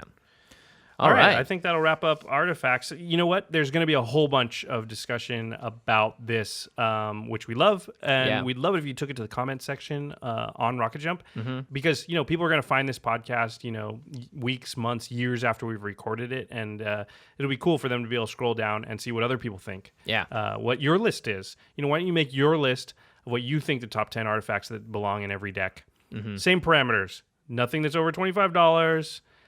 At the time that you make your list, and leave Soul Ring and Sensei's. 4 years from now, all these cards are going to be like $80. Or like Sensei's Divining Top will be in Commander 2015. And we can only hope to make games longer and then it'll be way cheaper. Out. Yeah, exactly. Right. But leave Soul Ring and Sensei's Divining Top off because those are givens. Those are obviously on the list if they're not 1 and 2. And who knows? Maybe commenting on the Rocket Jump page will somehow enter you to maybe win something. Oh, we just changed the contest. That could be a way to win. Yeah, but we'll of course always tweet out how to win. So still follow us. All right. On to our Commander Spotlight. Yeah, this one's a bit of a funky one actually. Yeah, this is a crazy deck and it's pretty complicated. So I'm glad we cruised through the artifacts. So it's Nekusar. We've had a lot of requests, a whole bunch. Probably the most requested commander we've had to talk about is Nekusar. And he came in the Commander 2013 decks. Right. And so Nekusar, let me read him. He costs 2 and Grixis. That's blue, black, red. He's a legendary creature, zombie wizard. He's a 2/4. It says, at the beginning of each player's draw step, that player draws an additional card. Whenever an opponent draws a card, Nekusar deals 1 damage to that player. So he'll make you draw 1 additional card, or your opponents. Sorry, he'll make everybody draw an additional card, and your opponents are drawing 2 cards and taking 2 damage from Nekusar every turn. That's if he's out. Yeah. So it's pretty easy to see what you want to do with him. You want to make everybody draw a lot of cards And kill him because of that. Yeah. Exactly. It also is powerful in EDH because there's a lot of card draw. It's pretty rampant throughout the format. It's one of the most powerful things you can do, and so it does shut people off from being able to do something that their deck's already naturally trying to do. Right. Yeah, I mean, it doesn't stop them from doing it. They just have to be willing to take the damage. It also punishes other people for drawing. Yeah, that's what I'm saying. Yeah, exactly. Yeah. Yeah, every deck is going to have a certain amount of card draw in it, and now you're saying every time you use that, you take damage. So it's a very powerful effect. But So when I built this deck, I took Nekusar and I looked at it, and I saw there's just a lot of downsides to playing Nekusar as your general. He's really tough politically. When you flip him over and everybody can see it, they know what your strategy is for one. yeah, it's written on the card. Yeah. So they know how you're going to try to beat him. And the way you're going to try to beat him is really sketchy. Because you're going to let them draw 1,000,000 cards. So you're basically saying, hey, look, I'm going to give you every chance in the world to defeat my strategy. Yeah. Because I'm going to let you see a lot of your deck. And so that's a tough thing when they know exactly like, oh, now's the point that I got to kill the Nekusar guy. I got enough cards out of him, but I know it's eventually going to kill me, so I'll kill him now. And there's also just this thing where like if you're just the one person doing damage to everybody and it's just a little damage to everybody at the table, it's like they're just naturally everyone's default is going to be, well, if I don't have anybody I know I need to attack, I'm going to attack that guy. Yeah, exactly. Like, thank you for the extra cards, but you're still going to be the first to go because no one else wants everyone else to draw cards too. Especially if your deck has a lot of card draw, and you're like, dang it, well, I don't want the mono red guy to be drawing all these cards. Right, exactly. And that is the other thing. Everybody's drawing a lot of cards. What happens? The board state goes crazy. Everyone hits all their land drops. They play out a bunch of stuff. In fact, if you build this deck right, they're drawing so many cards that they don't even care if they lose the stuff. Normally, you're going to hold back a few things. You're worried about a board right. But if you're drawing 4 cards next turn, you don't worry about those things. Yeah. So what happens is the board gets really cluttered. So the thing I found with Nekusar is he's not in the color that I really need to combat what's going to happen when I make everybody draw a lot of cards, which is I need board wipes. So I need white. I need white really bad because white has all the great board wipes. But he's not white, But Josh. he's not in white. So what was my solution? My solution was... This is the most Josh solution in the world. My solution was I'm going to play a Nekusar deck, but I'm not going to play Nekusar as my commander. Yep. I'm going to play a Wooburg commander. And Wooburg, as we know, is one of each color mana. Yep. So if I pick a commander that their casting cost has every color mana, then I can play every color in my deck. I mean, I honestly would have done just 4 color. I would have done white and Grixis. Right. But that doesn't exist. They haven't made 4 color commanders yet. You had to use green. So you have to go into 5 color. And if you're going to play, you'll put a couple green cards in. You don't need a lot of green cards. Yeah. And there's some great green cards that will make this deck work and just flow that much better too. So the thing about, well, let me just read Cromat really quick. Cromat's Cromat's complicated. I'm gonna boil him down. He's Wooburg, white, blue, black, red, and green, one of each. He's a 5/5 legend. He has a bunch of abilities. They don't really matter. You're not going to use them. But you don't even cast Cromat. He has old school Death Touch, which is that he kills anything that is either blocking or blocked by him. He doesn't have to deal the damage. You can give him flying. You can regenerate him. You can give him +1/+1 until end of turn, and you can put him on top of the owner's library. You can do all this stuff. They all cost a different 2-color combination. Not key to the deck at all. In fact, I'd say 80% of the time you don't even cast Cromat. He's just allowing you to play the colors. Yep. You could have put who's the other big Sliver Hivlor. Could you imagine if you flip Sliver Hivlor and it's like, oh man, we're in for a Sliver Fest. Like, actually, you're in for a Nekusar themed deck. The reason I picked Cromat is because he is situationally useful to just come out, block something. He has old school Death Touch if you want. Exactly. He can fly. So once in a while, you're just like, man, I just have to put him out there to block something. All right. So that's... It's like that or a Progenitus or whatever, Yeah, you could put Progenitus too. Yeah. But the main thing is access to white. You just never would cast Progenitus. Yeah. Never. Yeah. Yeah, the main thing is access to white. Okay, so back to Nekusar because you're still building a Nekusar deck. And so what does Nekusar want? He wants everybody to draw cards. So there's a lot of cards in the history of Magic that just say all players now draw this many cards. There's Howling Mine that makes everybody draw 1 extra card. There's Font of Mythos, It makes everybody draw 2 extra cards. Yep. There's a new one from Conspiracy. Selvala, yeah. Actually, all the parlay cards, Correct. where you tap a card like Selvala, and everyone reveals the top card of their library, and you get an additional bonus before it, but everyone gets to draw that card, depending on how many non-land cards are flipped over. So you get to add green mana with Selvala, which is pretty sweet. And you gain a life for And you every. gain a life, yeah. Yeah, so for every non-land card that everybody flips up, you gain a life. And Draw, you get a green mana in your mana pool, and everybody draws an extra card. So it's basically also a Howling Mine Yeah. tacked on. And she's a 2/4 creature, so Yeah. she's a pretty good one. She makes everybody draw cards. You're going to need a lot of mana in this deck. You're going to find like there's going to be this moment, and you're going to have to do like something and kill everybody all at once. It's one of those out of nowhere, all of a sudden kill everybody decks. Yeah.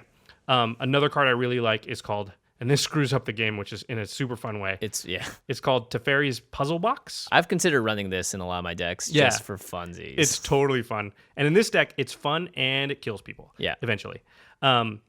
Teferi's Puzzle Box costs 4. It's an artifact. It says during each player's draw phase, that player counts the cards in his or her hand, puts those cards on the bottom of his or her library, and then draws that many cards. Recycle. So it's forcing a lot of card draw. If Yeah. Nekusar's out, you're drawing 2 cards. On top of how many cards are in your hand already. And you, as the controller of Nekusar and the puzzle box, get to stack them. So what you do is, it's Jimmy's turn. He has 4 cards in hand. Nekusar makes him draw 1 extra. Mm-hmm. So he draws the extra. Takes damage. Now he's got 5. He's took a damage. Now he puts all 5 on the bottom of his library and draws 5 more. Yeah. So he just took 6 damage. Then he draws his card for the turn. 7 damage. Yep. Yeah, so it's pretty crazy. And then you'll find with Nekusar, people just have 7 cards or more in hand at all times. At all times. Not to mention that if it like, let's say I'm right before or right after you in terms of card, like Mm-hmm. you do stuff that makes everyone draw cards, and it's like I haven't had a chance to discard yet. Right. Hits my turn, I'm all of You a can sudden have 12 discarding. cards. Yeah, I'm discarding 12 cards and drawing another 12, and like it's just a fast road to death that you just can't prevent. Yep. But you're smiling all the way because you're like, look at all these cards I'm drawing, though. Yeah, exactly. It's fun to play against. I'll talk about that later. People will not hate you for this deck if Yeah, you play it I love right. it. Yeah. Another one I really like is called Memory Jar. This yeah. this actually almost made my list of top 10 artifacts? Nice, yeah. So it's funny. You're playing a 5-color deck and you end up playing a lot of artifacts. Yeah. It's a 5-drop artifact. It says tap it, sacrifice it. Each player sets aside his or her hand face down and draws 7 cards. At the end of the turn, each player discards his or her hand and returns the cards they put face down as their hand. So it's like you temporarily draw 7 new cards. The important part of this is everybody just has to draw 7 cards. And you do it during your turn, so you can cast your cards, and they can only cast the instants and sorceries. Mm-hmm. And then you return to your old hand, and they just, those cards they drew are just gone. So Yeah. it's a super powerful card. I think it belongs in a lot of EDH decks, not every one. So, okay. You're set up a situation. There's a whole bunch of these cards that make everybody draw cards. You're going to want a lot of that effect. Mm-hmm. And the great thing is, what's that do? It causes everybody to shuffle to rifle through their deck really quick, so they see a lot of their deck. So you're looking for certain combo pieces yourself, and it means that you're going to find those a little bit faster than you otherwise would. Mm-hmm. You get essentially get your deck gets to get going. And yeah, like it gets everyone them else, going too. It gets them going, but yours is more focused because what you're doing to get everyone else going is specifically in your goals. Correct. Right. Not everyone's deck. Everyone's deck technically is like draw more cards, win the game, but yours is really draw more cards, win the game. Yeah, exactly. that's the goal. Well put. So then what do you want? Everyone's drawn a bunch of cards. Now you want to make that kill them. Yep. So there's a classic one. It's the very first one. In fact, the deck, if I could name it, I wouldn't even name it Nekusar. I would name it the Underworld Dreams deck because it was the first card that had this effect. Yeah, and it's a card that's been reprinted a bunch of times now too. It's just it was reprinted in Legends. It's 3 black, just black, and it just does 1 damage to each opponent for each card he or she draws. Correct. So Nekusar is basically a Howling Mine and an Underworld Dreams stapled onto a creature. Yeah.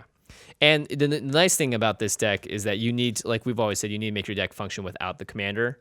And this deck essentially does that without Nekusar out. There's so many other options that you have in here that do the same thing, but will still get you to killing everyone without them being like, oh my God, Nekusar is out, which is great. Exactly. In fact, Nekusar is just an effect that you have a lot of. Mm-hmm. So you just need to find a couple of this effect. Yeah, a new card. that was released recently is Fate Unraveler. It's a 3/4. It's a 3 and a black, and it just says whenever an opponent draws a card, Fate Unraveler deals 1 damage to that player. So it's just Nekusar, but minus the extra card draw ability. Yeah. You got Spiteful Visions, which is essentially Nekusar, which is at the beginning of each player's draw step, they draw an additional card, and whenever they draw a card, this enchantment does the damage to that player. Right. That card, just to pay attention to, it does damage to you also. Yeah. So that all of a sudden makes it so you're taking damage for drawing cards. It's still an awesome card, and you can still kill everyone with it. You just have to be careful when you play it. Yeah, and hopefully at that point, you're ahead on life, so that they'll die first. Yeah, because they've already been taking damage from Underworld Dreams, and all of a sudden you drop that just to finish them off. Yeah, and that's the thing is these effects stack. Correct. So like if you get two of these out, now everyone's taking 2 damage for each card they draw. That will kill someone so quickly. Think if you have Teferi's Puzzle Box out and they have 7 cards in hand and you've got Nekusar and Spiteful Visions. Yeah. So they draw 2 extra cards, take 4 damage. Then they have to discard 9 cards and draw 9 cards, take 18 damage. That's just one turn. They took 22 damage for drawing cards. Yeah, in a single turn. Yeah. No less, yeah. There's something called the Psychosis Crawler. It's a 5-drop. It says its power and toughness equal to the number of cards you have in your hand. And then whenever you draw a card, each opponent loses 1 life. So it's kind of the inverse of when they draw a card. It's when you draw a card, but it still doesn't matter because everyone's going to be drawing the same amount of cards. This card I love. Oh, yeah, go ahead, read it. Oh, okay. Thank you. This is one of the finishers, yeah. Yeah, this is a finisher. It's 6 in the black, Price of Knowledge. Players have no maximum hand size, very important. And you force them to hold all their cards. They actually want to discard, but you're not letting them. Yeah, at the beginning of each opponent's upkeep, Price of Knowledge deals damage to that player equal to the number of cards in their hand. So that's just like, especially if you had them draw a ton of cards, at that point, they're just taking massive amounts of damage on top of the cards they're drawing to give them that damage. So it's just another way to really put the hatchet down. What you'll find too is early on you'll play a couple cards and then somebody will get like a Reliquary Tower, which lets you have no maximum hand size, and they'll be all gleeful. They'll be like, "You guys are discarding. I get to hold all my hand." And then you play this and you just kill them. Yeah, they're like, "I have 30 cards in hand." Okay, and then you play this and they're like, "Crap, I'm dead." Yeah, nothing I can do. I have sack outlets, but I don't have hand sack outlets. Yeah, I can't dump any of these cards. Yeah, exactly. And that's the thing. It's hard to play around this deck. Even once you know what it's doing, because you just don't have a lot of ways to take the cards in your hand and just dump them. Yeah. You're just really, really strapped by the amount of mana you have. Yeah. Okay, so now we're taking damage. We're drawing a lot of cards. We're doing damage to everybody for that. And then we need win conditions. This is just sort of the thing that's going to put you over the top, because I think people build this deck and they build it wrong and they play it wrong. In fact, we'll talk about this later, but how you play it is super important. But you're not going to kill everybody by just dinging them for 4 damage every turn. Yeah, just annoy them. You'll annoy them enough so they'll swat the B. They'll kill you. Yeah. So you need some big splashy effect that sort of like all of a sudden does a bunch of damage. And my favorite way to do it is Wheel of Fortune. Another one of the original alpha cards is 2 and a red. It's a sorcery. It says all players must discard their hand and draw 7 new cards. Nice. This is another sort of chaosy thing too, but also it's totally red. Yeah, but also it's going to make them take damage. If you have Underworld Dreams and Nekusar out, they'll take 14 damage. Now, I like to have Fork and Twin Cast in the deck. Oh gosh. So you just say Wheel of Fortune, fork it. So everyone's going to draw 7 cards, then immediately discard those 7 cards and draw 7 more. Again, you just drew 14 cards, you're going to take 28 damage. There's another card that's very similar. Do you want to read it? It's pretty awesome. Molten Psyche, which is 1 and 2 red. It's a sorcery. Each player shuffles the cards from his or her hand into his library, then draws that many cards. And Metalcraft, if you control 3 or more artifacts, Molten Psyche deals damage to each opponent equal to the number of cards that player has drawn this turn. It's brutal with Molten Psyche because you've noticed there's a lot of artifacts in the deck because there's a lot of artifacts that make you draw cards or that make everybody draw cards. And also because you're playing a 5-color deck. You have tons of artifacts. You're gonna. You need the artifacts because your mana is going to be all over the place because it's a 5-color deck. So you need artifacts because you can use any of your mana to cast them. Yeah. So that's another way to sort of smooth out your deck. So Molten Psyche, let's think about this. Let's say Nekusar's out and Underworld Dreams. Or let's say you have 2 effects that make people take damage when they draw cards. You play Molten Psyche. Everyone discards their hand and draws 7 cards. Or however many cards they have in their hand. Yeah, sorry. And draws, that's 5. They're going to have 7. Yeah. This is the thing about this deck is you're going to be making everybody draw 3, 4, 5 cards a turn. And they'll be discarding down to 7. They're going to have 7. 6 or 7, depending on what they can play. Yeah, exactly. They're going to have, 6 or 7.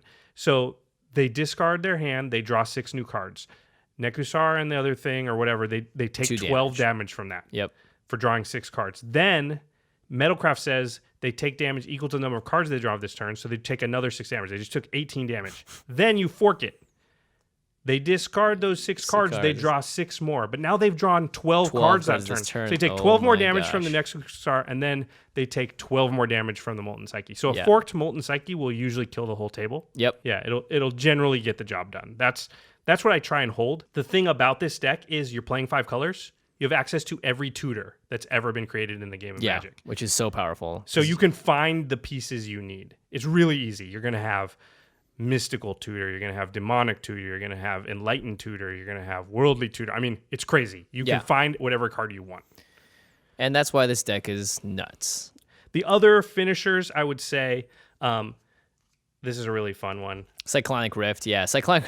This actually, it's a card that I like to play in all my blue decks. Yes. Because you can overload Cyclonic Rift for 7 mana, and you can essentially return each non-land permanent you don't control to their owner's hand. Right. In general, in games, it's like, all right, everyone, time to start over, and my board presence is still great. Correct. In this case, it's like so many things deal damage equal to the number of cards in your hand, and it just is a way to just drop you off the face of this planet. Yeah, if you can bounce all their stuff back to their hand, oftentimes they're going to be holding somewhere around 20 cards. Mm-hmm. And then if you have Teferi's puzzle box, they have to discard 20 cards and draw 20, put those 20 cards on the bottom and draw 20 and take 20 damage or 40 damage.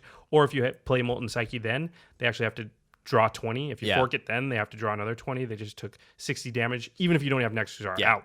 Yeah. So, yeah, it's pretty broken. The other cards I like that are in the similar vein are, and I'm sorry, but I do play Armageddon in this deck. That's all right. Because in this deck, it's a game winner. Yeah. Because if you get your board set up, you have Nekusar out, another way that deals damage, and a bunch of stuff that's making them draw cards, and you hit and you play Armageddon, now they just are forced to hold all their cards. They can't actually play anything. That's the big one. Is you make them keep their big hand size. Yeah, and they're just sitting there and taking damage every turn, and they can't play anything else, and everyone's just going to die. Sunder and Evacuation. Sunder returns all lands to owner's hand. Evacuation returns all creatures to owner hand. They're both instants.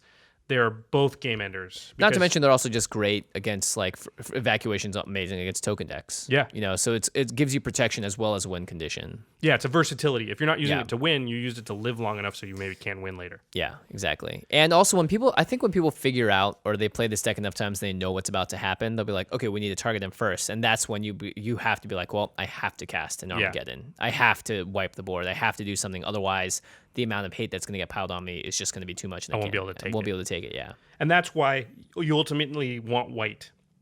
Is because you want things like Fated Retribution. You want things like Supreme Verdict. Yeah. These are board wipes. Supreme Verdict is one of the most powerful board wipes ever because it cannot be countered. Yeah. And there's that's a good one. And there's Merciless Eviction, which lets you choose artifacts, creatures, permanents, or enchantments, or planeswalkers, and you get to exile all of them. Yep. So that's really the reason that you even went into this another color is because you want a lot of board wipes. Yeah. Because what's going to happen is everyone's hands are just constantly full. They're drawing tons of cards. They're going to play those cards out on the table, and you're playing more cards that make them draw more cards. Yeah. So you need like those single cards that just reset the table. Toxic Deluge. Yep. And of course all the white wraths and stuff. Damnation, yeah. Yeah, you really don't want things like Navinural's Disc because you don't want to blow away your own artifacts and enchantments. Like your artifacts and enchantments, you want to stay and you want creatures to go. Yeah. So, yeah, that's the reason you really go into lands. another color. Yeah, and lands you can, like I said, you don't mind if all the lands go away because that actually stops people from playing cards. Yeah, and that's while fine. your enchantments and everything are still triggering, which is totally fine. Yeah, exactly. So, okay, let's talk about some cards you may not think of in the deck. First one up is Erebos, God of the Dead, 3 in the black for an indestructible god, 5/7. And as long as your devotion in black is less than 5, he's not a creature. But the big one is your opponents can't gain life. Yes, super important because the deck has sort of a certain amount of damage it can do. Yeah. It can do it all at once to everybody, but it's really hard for it to do, say, 100 damage. Yeah, exactly. It's easy. It's not easy, but it's possible for it to do 50 damage to everybody all at once. But if anybody is sitting there and gained a bunch of life, has a turn 1 Sarah Ascendant or whatever. Now they're at 80. Yeah, that can be a real problem for this deck. Is like, oh crap, that guy's at 80. I'm probably not going to be able to do 80 damage. Right, and by the time I spent all my mana exhausting all my tricks to kill everyone else, they're still going to be standing. They'll be there at 30, and then I'm kind of maybe done. Yeah. So Erebos is a good one. You know, if you see somebody gaining life, you need to tutor up Erebos, get it out on the table. It's really hard to get rid of, and all. It just at least keeps everybody at a life total that is within reach of you killing. Another one is Exploration. Exploration is 1 green for an enchantment and says you may play an additional land on each of your turns. It actually was recently reprinted in Conspiracy. It's not a great card. Yeah, in EDH, I don't love it because if you don't get it, in your first like Opening hand, it doesn't really do Yeah. anything. Yeah, because by the time you get to like turn 5 or 6, you're gonna have all your lands played out. or you're just going to draw 1. You don't need to play 2. Yeah, exactly. But the thing is, you're going to be drawing 4, 5, 6 cards per turn with this deck. Yep. And so you being able to play 2 lands on each of your turns and everybody else is just playing 1, you're going to be so far ahead, in a couple of turns that you're really going to be able to pull off something before they can. And you need to. You're in this race. Everyone's hitting all their land drops. They're drawing tons of cards. You need to kill everybody before they find their like really important pieces. Yeah. Especially when you have cards like Fork and Wheel of Fortune that like if your win con is 3 red cards, you're going to have to make sure that you hit your red land drops. Correct. So that's also very important. And something, I was leaving for later, but we should talk about now is mana base is super important. And I think this is really timely talking about this deck right now because Khans of Tarkir just came out. And one of the great things Khans did was it gave us a whole ton of new lands. Yeah, so many different tap lands for different colors. And there's the wedge tricolor lands, there's the life lands, there's all the fetch lands. There's the banners and everything. Yep, and then M15 had the pain lands. So just in the last 2 sets, so they're going to be really accessible, really easy to get. They're going to be the cheapest they're ever going to be. That's like 25 different lands for this deck. Yep. And you're using all 5 colors, so you need lands that tap for every single color. Now the deck is really light on green. Green only has a few cards you want: Exploration, Regrowth, Eternal Witness.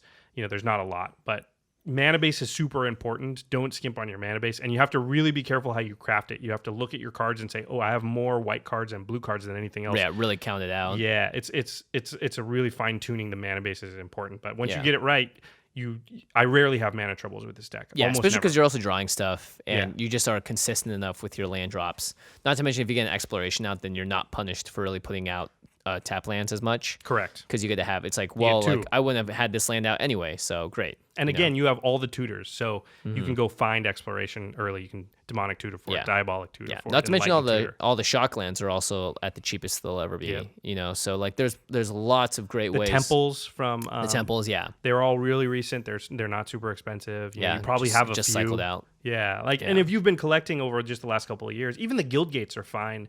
They'll do in a pinch. I mean, you'd rather have old school dual lands, which I happen to have, but you don't need them. You can do without. Considering you can only run one of each anyway, it's nice that there are so many varied options to get all the fixing you need right now. And to be honest, like Wizards did a really smart thing. They printed M15 super accessible and also Khans, which just like is gonna be the most open set in the history because they have all this accessible mana to everyone that wants to jump into any format. Now they have the option to cheaply fix their mana and make sure they have a solid mana base. So good job, guys. So let's talk about some trap cards. Some cards that seem like they're good, but maybe not. A really famous one is Black Vice. Oh, yeah. Yeah, Black Vice is another like alpha card. It's 1 mana for an artifact, and it's during each player's upkeep, they take damage for every card they have over 4. So if they have 7, they'll take 3 damage. 6, they'll take 2. 5, they'll take 1. Good. Seems good. Problem is, it does so little damage, and it doesn't really have the opportunity to do more than 3 damage. 3 is the maximum it can really do. I mean, right. You're going to have these fringe cases where they have Reliquary Tower or you have Price of Knowledge out. But if you have Price of Knowledge out, we talked about earlier, they're dead really soon. So you don't need Black Vice. Another one is Iron Maiden, not the band. The torture device, which is essentially the same thing as Black Vice, which is during each of your opponent's upkeeps, Iron Maiden deals 1 damage to that player for each card more than 4 in his or her hand. So it's exactly the same. Yeah. Again, it'd be awesome if it was during each opponent's upkeep, each of your opponents get the damage dealt to them. Yes, then it would be awesome. Yeah, but like just 3 is not. I mean, you're trying to fork out something that deals 40. Right. This is going to do a maximum of 3. Yeah, and it's more of an annoyance, and I think it makes sense that in your deck you'd rather have a card that is more effective or doesn't draw as much hate. Right. Because that's the really big thing about the stick. Again, we'll talk about it later, but is controlling the amount of hate coming at you. Another card that seems good is called something. There's cards like this, like Storm Seeker.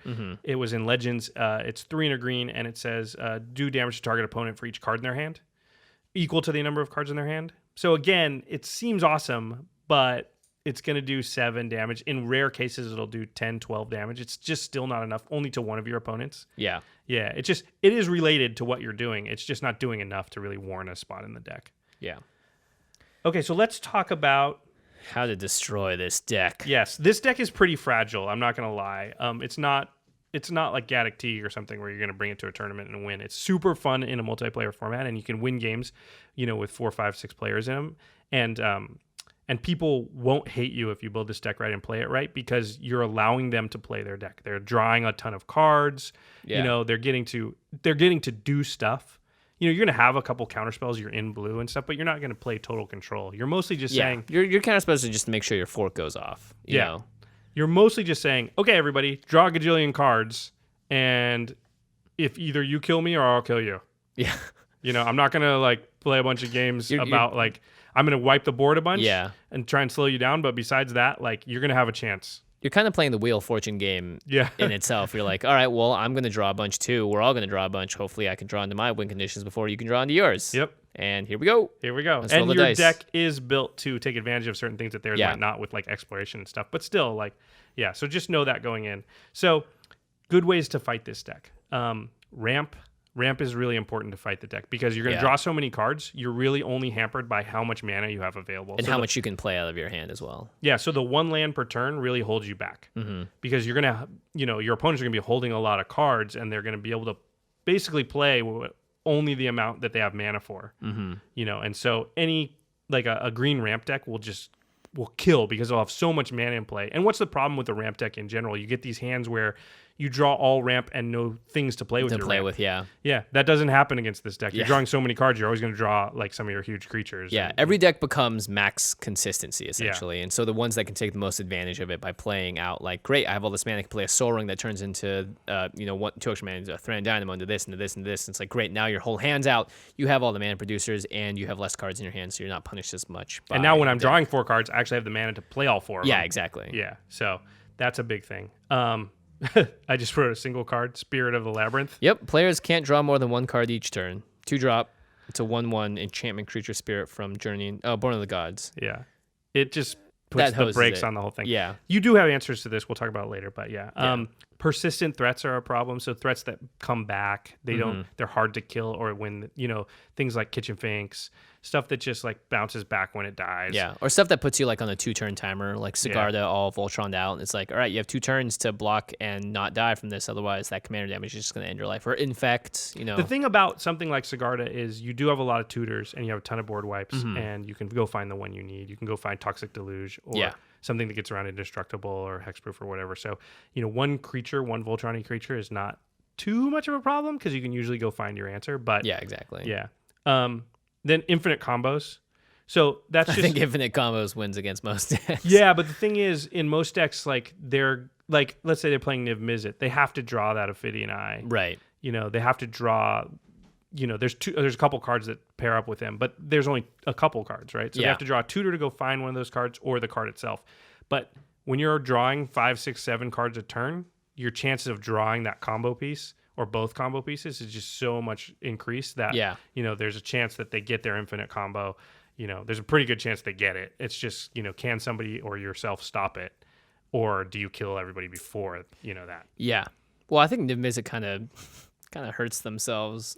Niv Mizzet does hurt themselves. Actually, Niv Mizzet was a bad example, because if they do that combo, they'll probably kill themselves. In result, if Nekusar or somebody's out. Exactly. Yeah. We talked about life gain. Yeah, this is one of the rare decks where life gain is actually really good against. Really good against it specifically. Yeah. I also think enchantment and artifact removal. Yeah. Specifically being able to get rid of your big things that are like, as soon as they can recognize that, like, or just lots of counters. Like knowing like, okay, I know that if I don't do anything, these 2 cards in combo with just one other in his hand would mean the end of the game for everyone. So like you have to like, because this deck puts it out on the table. It says like, this is what's happening. These are the cards. It says it right on them. You're gonna get hurt by this. If you play it right, though, I don't think counters are going to be a super great answer, because you've got redundancy, and you're going to draw a lot of redundancy, unless somebody's got a pure counter deck where they're just sitting there and playing nothing. But they can't afford to do that, because other players will attack them. Yeah. Yeah. So let's talk about how to counter their counters. There's something I want to talk about this deck really quick, which is card advantage. Card advantage we've talked about before. It's complicated in EDH. That's why we don't really advocate a lot of single target removal. A little bit, but not a lot, because killing one thing for one of your cards is actually puts you at card disadvantage to the rest of the table. Yeah. Like, I kill one of Jimmy things, but Craig and Alex are sitting on either side, and they didn't lose anything, so they're both up cards on us. Yeah. Thing is, in this deck, card advantage just doesn't matter. Yeah. Like, it's weird, but it doesn't, because when everyone's drawing 6 or 7 cards, You're going to refill your hand anyway. yeah, it doesn't matter. You're just never going to be ahead enough or behind enough on card advantage for it to matter. Card advantage matters in a long game where eventually, like, having 2 extra cards and they have 0, and you're going to win with those 2 cards. But when everybody's drawing 6 cards a turn, you're never going to get to that point. Yeah, you really just don't have to worry about being... And that's why this deck has cards that are just 1v1 target removals, like Vindicate, Mortify... Croson Grip, Utter End from the new cons I would definitely put in there. Yeah. You don't really want Path to Exile in a weird way because you don't want to ramp them. Yeah. And you don't really want Swords to Plowshares because you don't want to give them life. You don't want to give them life at all. Yeah, definitely. You can put those cards in because they are still strong, but you in a weird way you want other single target removal. But you can have quite a bit of it because you don't care about card disadvantage. It just, trust me, it will not matter. Yeah. And if everybody's not drawing a lot of cards, you're not going to win anyway. Yeah. I mean, that's the thing. Like, this deck has a lot of redundancy, which is great. Like, you can boil it down to like 6 categories of cards, and they all help it accomplish its goals without necessarily having its actual commander Nekusar out. Right. And then the last thing, and we don't talk about this enough, and I think it's applicable for a lot of different decks. But the last thing is knowing your opponent's decks. Yeah. So it's really important because infinite combos are something that are really in play against this deck because they're just seeing so much of their library that they have a much better chance to draw into it. Yeah. Exactly. So knowing what are pieces to the combos they're trying to put together and being able to use your single target removal to get rid of key pieces is really important. So knowing your play group and what their decks are and how they're going to try and beat you and what those combos are can really I need to kill that. Yeah. And later I can board wipe that other stuff, but that thing can't sit out there for a full turn or we die. Yeah. Pretty effective. Yeah, it's a super fun deck. That's the thing about this deck. If you build it right, a lot of people build Nekusar and it's like everybody hates me type deck, which is one way you can build it. I just don't think you're going to win as much in the long term that way. Yeah, and I think hiding the commander in the actual deck is brilliant because it's like people don't... I mean, that's the politics of this deck, is as soon as people start drawing cards, it is such a positive benefit to them that they don't want it to stop. And when you start doing negligible damage to them, it's sometimes even the joy of just drawing so many cards is more than enough for them to be like, that's fine. You're not a threat. You're just giving me cards. I'm sure you're going to do something combo off eventually, but I don't think it's going to kill me. But, you do have the pieces to kill them in one turn. Yeah, that is the key that what you just said there is really, really controlling the amount of anger that you cause by the little things you do, and then suddenly, boom, kill everybody. So, making people draw cards is amazing. If you put a Howling Mine and a Font of Mythos out and everybody's drawing 4 cards a turn, they're like stoked. They're happy. This is the best. And then if they're looking around and they're like, well, who can I attack? That guy's making me draw cards. I don't really want him out of the game right now. Yeah. I want to keep drawing cards. Yep. So a lot of times that'll make people not attack you in a funny way. But if Nekusar is your commander and they see that, then they'll kill you. Because they see the clear goal of the deck is draw cards, make them take damage. He's going to have a way to amplify that and murder me because of it. Right. And this even works once they've played against your deck. It's funny. You'd think they'd be like, well, I know. That's true. That's actually very true. Yeah, but they don't know if you have it in your hand. They don't know when you're going to have it. And it's very easy to create this thing in your mind to justify it. Well, I can deal with him when he puts Nekusar out. Yeah, exactly. Yeah. And so your goal is to make everybody draw cards, get the card draw going. Everyone drawing 5-6 cards a turn. And then you play something small like your Underworld Dreams, or you try and sneak out one piece. And you make that around the table, and then you go boom, and you play out one of your big plays and try and kill everybody on the very next turn. So if you play Underworld Dreams and everybody takes 5 damage for drawing 5 cards, they're probably going to be fine with it. Yeah.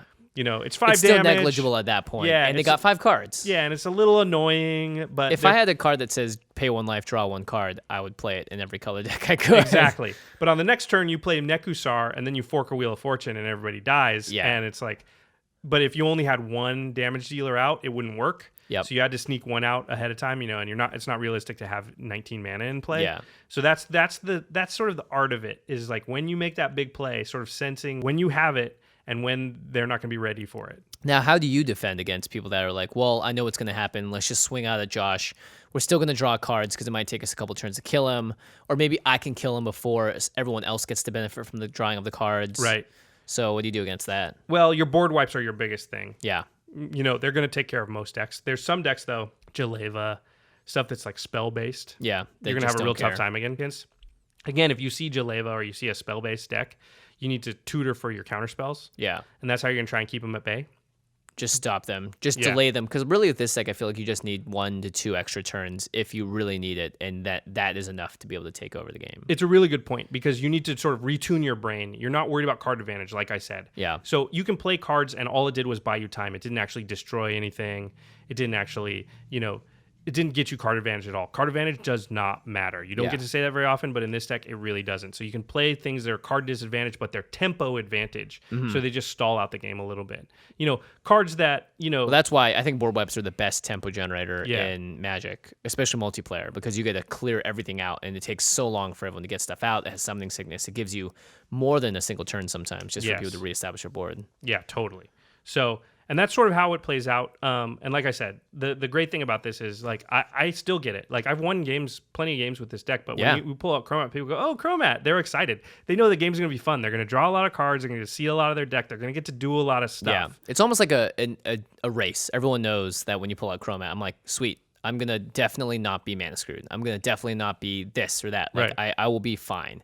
I'm going to be unhappy if I draw a card like Consecrated Sphinx, right? Which normally would have me overjoyed, but like now I'm just like, not it doesn't fun. matter because I'll just discard that card exactly, at the end of the turn and play, hopefully have something better. Yeah, exactly. Yeah. So it is a super fun deck. That's how I like to play it. It's definitely not the old way. There are ways to play Nekusar where you're really oppressive and you slow the game down a lot. Yeah. And you make everybody at the table hate you, and that's fine. That's a totally fine way to play it. That's just not how I chose to play it. I like to play it in a manner that, like, I still have a good chance to win. I don't win every game, but I have a good chance, and people like the deck. They really like playing against it. In fact, I don't think I have another deck where when I pull out the commander, people actually like sort of smile. A little jump for joy. Yeah, they smile, and they're like, oh, sweet, this is going to be fun. Well, I know when you pull out like your Joyer deck, I'm like, well, there goes the joy from this game. It's funny that she's named Joyra. I know. It exudes no joy for anyone. Yeah, no joy for anyone else. But yeah, Cromat always does have that. And even people that we play with people that have never seen it before. I'm like, oh, this deck's fun. Don't worry about it. Like, it'll be okay.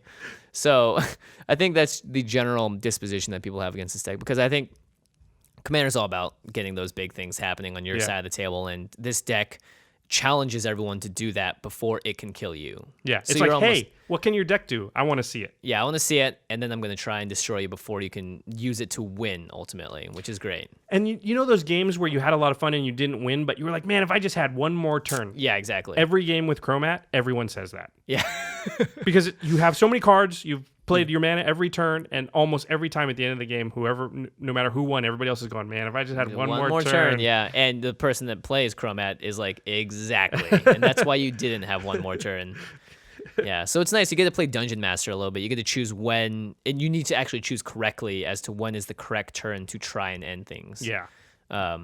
Which is pretty great. Yeah, that's sort of the key. And as you play the deck more, you'll sort of learn those points. Yeah. And it's reading people. It's reading, like, you really have to read, like, oh, it looks like that guy's about to win. He it's like when we play with Craig, and we always laugh about how Craig will have this, like, crazy smile on his face, and I know that I'm about to get hit for, like, 12 poison counters and die. Yeah, exactly. So it's like I eyeball Craig, and it's like, uh-oh, he's starting to get that half grin. Like, time to... I better try and kill everybody. Yeah, and the nice thing is like, even if you are not able to kill everyone, let's say someone has had some marginal life gain, and you get them down to, like, 3-4 life or whatever, it just is a matter of time, because they can't control the fact that they are going to have to draw cards. Mm-hmm. It's not like something that they can choose, like, well, I'll just block you this time. It's like, no, you're still going to draw those cards. You're still going to take that damage. Fun deck. I love this Fun deck. Yeah, I like it a lot too. I think it's a really fun, unconventional way to play a general that's hidden inside the deck.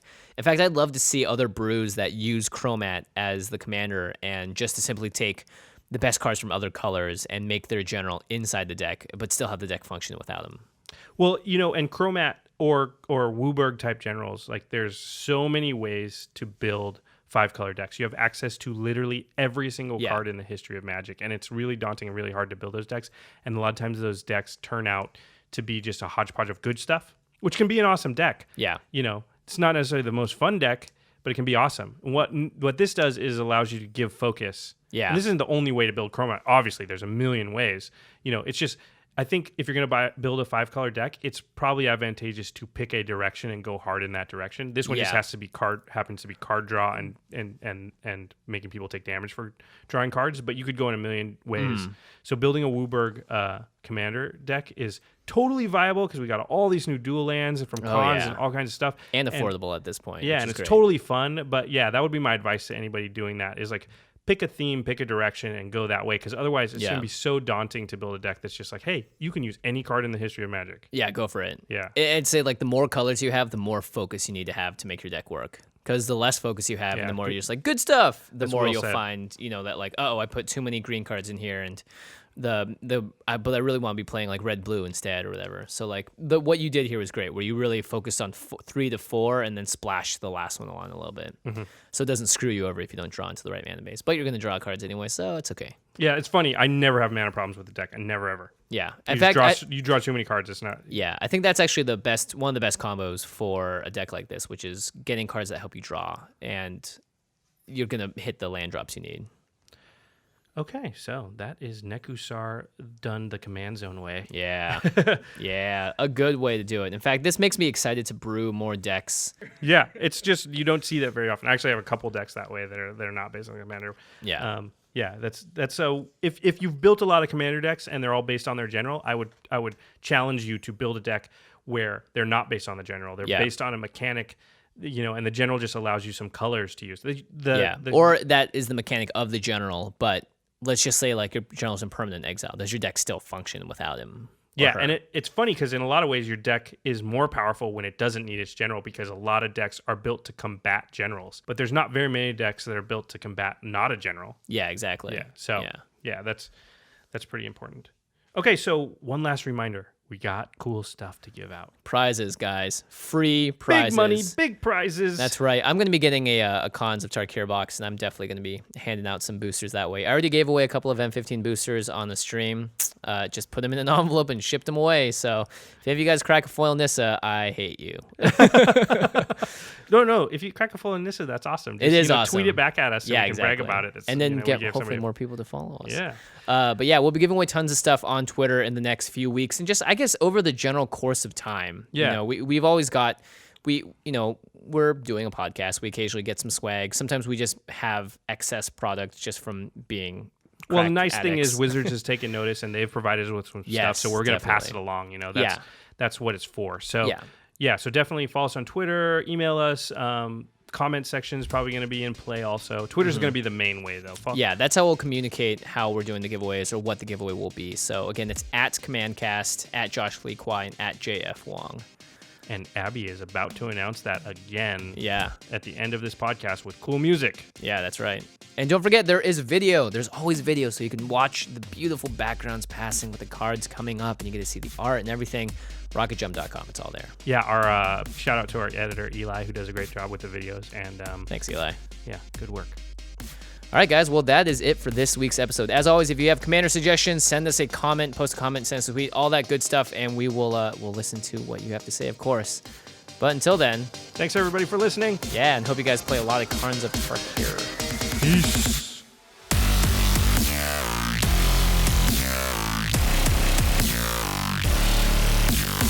Thank you for your attention. For further inquiries, send an email to commandcast@rocketjump.com or ask us on Twitter at JFWong and at Josh Lee Kwai. See you later, alligator. Greetings, humans.